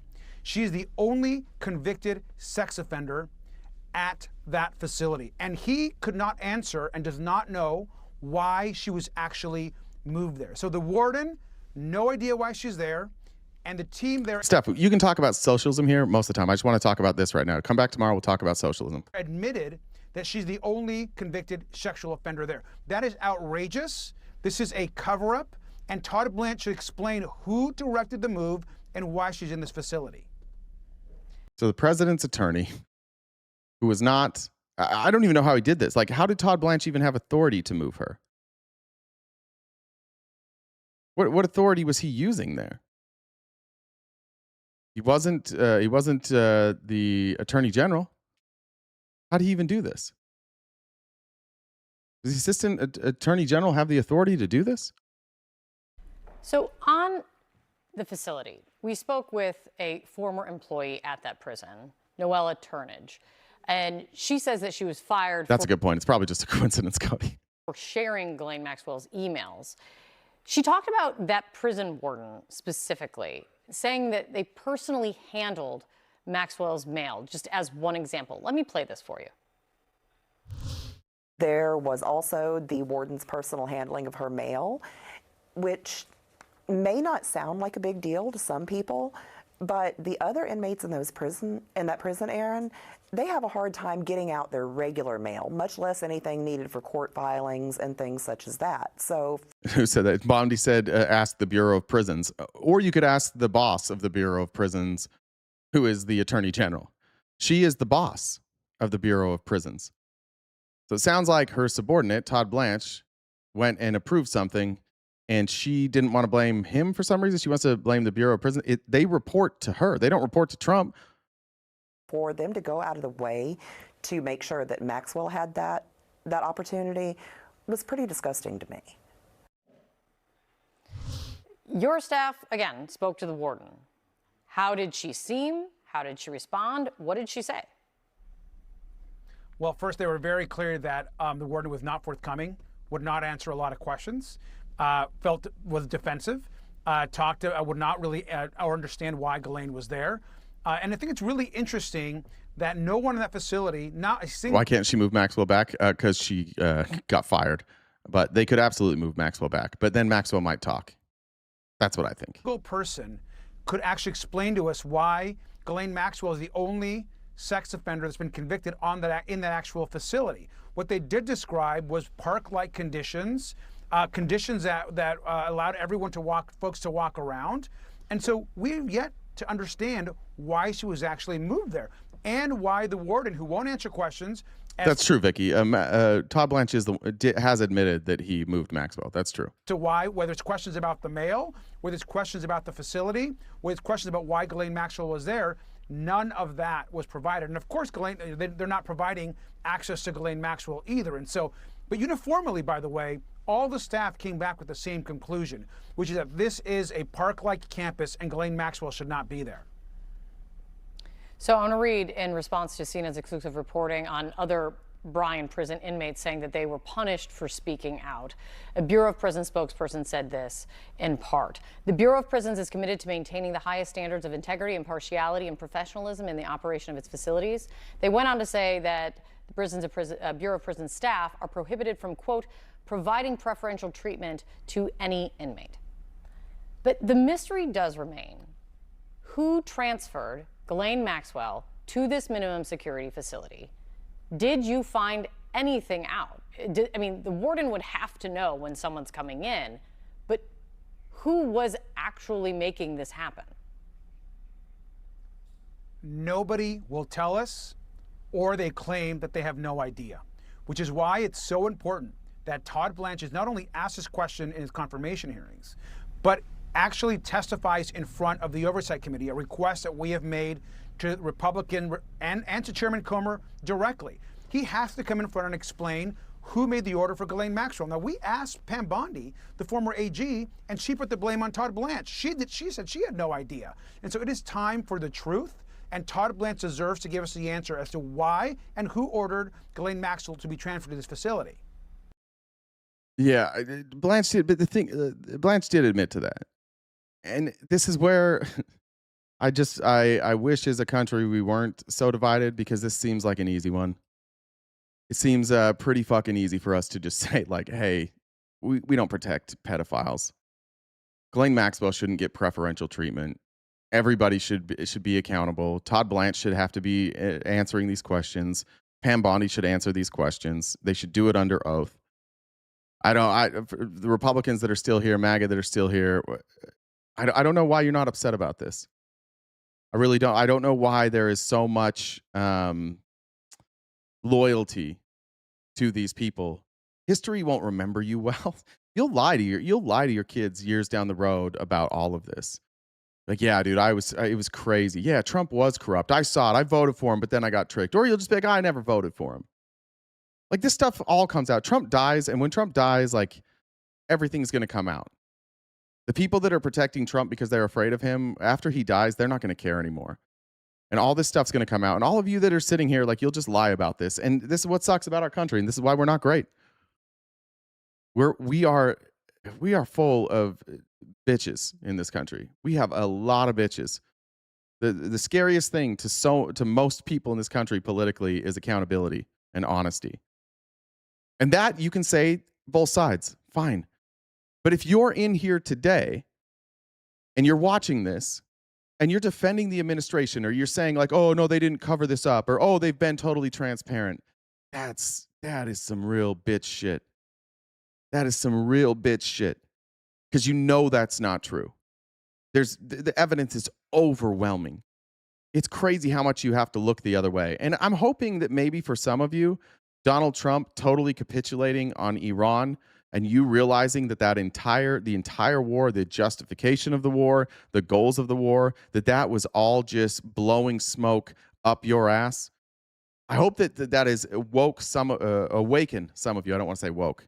I hope some of you have awakened, and that you see now how easy it is to lie to you when they don't ever show you any evidence. You've just decided to believe them. And when they flip, today should have been a startling flip for you. You should all be shocked by what happened today, because everything in that MOU is a direct, I guess, directly goes against everything they said. If you're still like, yeah, this is my guy, I don't know what to tell you today. Because they've been lying to you for months, and it cost billions of dollars, and people lost their lives. Lots of people lost their lives. All for something that they claimed, like, we're going to get rid of their nuclear program, and they're never going to have missiles. Well, they get missiles, and they get a nuclear program, and they get $300 billion, and all their sanctions are gone. Now they get to sell oil, and now they're just like everybody else. So you took, which again, I agree with. I'm glad that they're doing this. But all these things, we were supposed to be so afraid of Iran. And now we're just giving them everything that they want and removing all sanctions.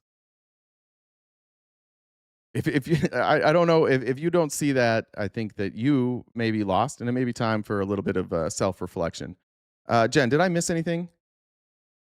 Getting close. Sorry, guys. I do have to run. I've got an appointment. Let me double check. Is there something else?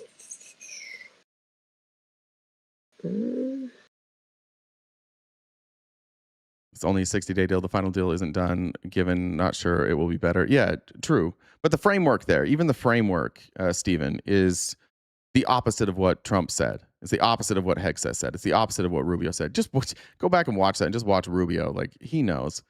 He's not like Trump. Like, it is really hard to just lie like Trump does. People aren't all cut out to be that way, and Rubio's not cut out for that. And you can tell just how devastating this is to Rubio. That's it. I don't see anything. There's nothing else. That was it? Okay. All right. Guys, thanks again for being patient with me today for the late start. And I did find a place for my daughter, and I apologize. That may happen again. It's the summer. My schedule's built around her school schedule, and so when she's not in school, sometimes these things come up. So I appreciate you being patient. Once again, thank you guys so much for helping us knock out our gift goal. Dana, if you're still here, that was extremely generous. I appreciate that. The replay for today's show and every show can be found on YouTube and Spotify, and for a few days at a time over on Twitch. You can follow us on TikTok, Twitch, Twitter, YouTube, Instagram, Facebook, Blue Sky, and find us there. If you want to join us for members-only events, you need to be a paid member either on TikTok, YouTube, or Twitch. Those memberships start at $5. And even if you don't want to join us for the members-only events and you just want to support our work, that goes a long way in helping us project out what we can do in the future. And other than that, I hope you guys take care of yourselves today. Go outside and touch grass. If you can't touch grass, smoke grass, or do them both at the same time. Reach down. Get your bootstraps, pull yourself up by those bootstraps, then take those boots and put them on the ground while you're reminding yourself to drink water and stay hydrated. Say nice things about yourself. Say some nice things about the people that you love. Call somebody today that you love. Tell them that you love them. And until I see you guys tomorrow morning, bright and early, 9:30 a.m. to 1 Pacific Standard Time, every weekday morning here on TikTok, YouTube, and Twitch. I hope that things go well for you. Stay cute and cool. And have a great summer.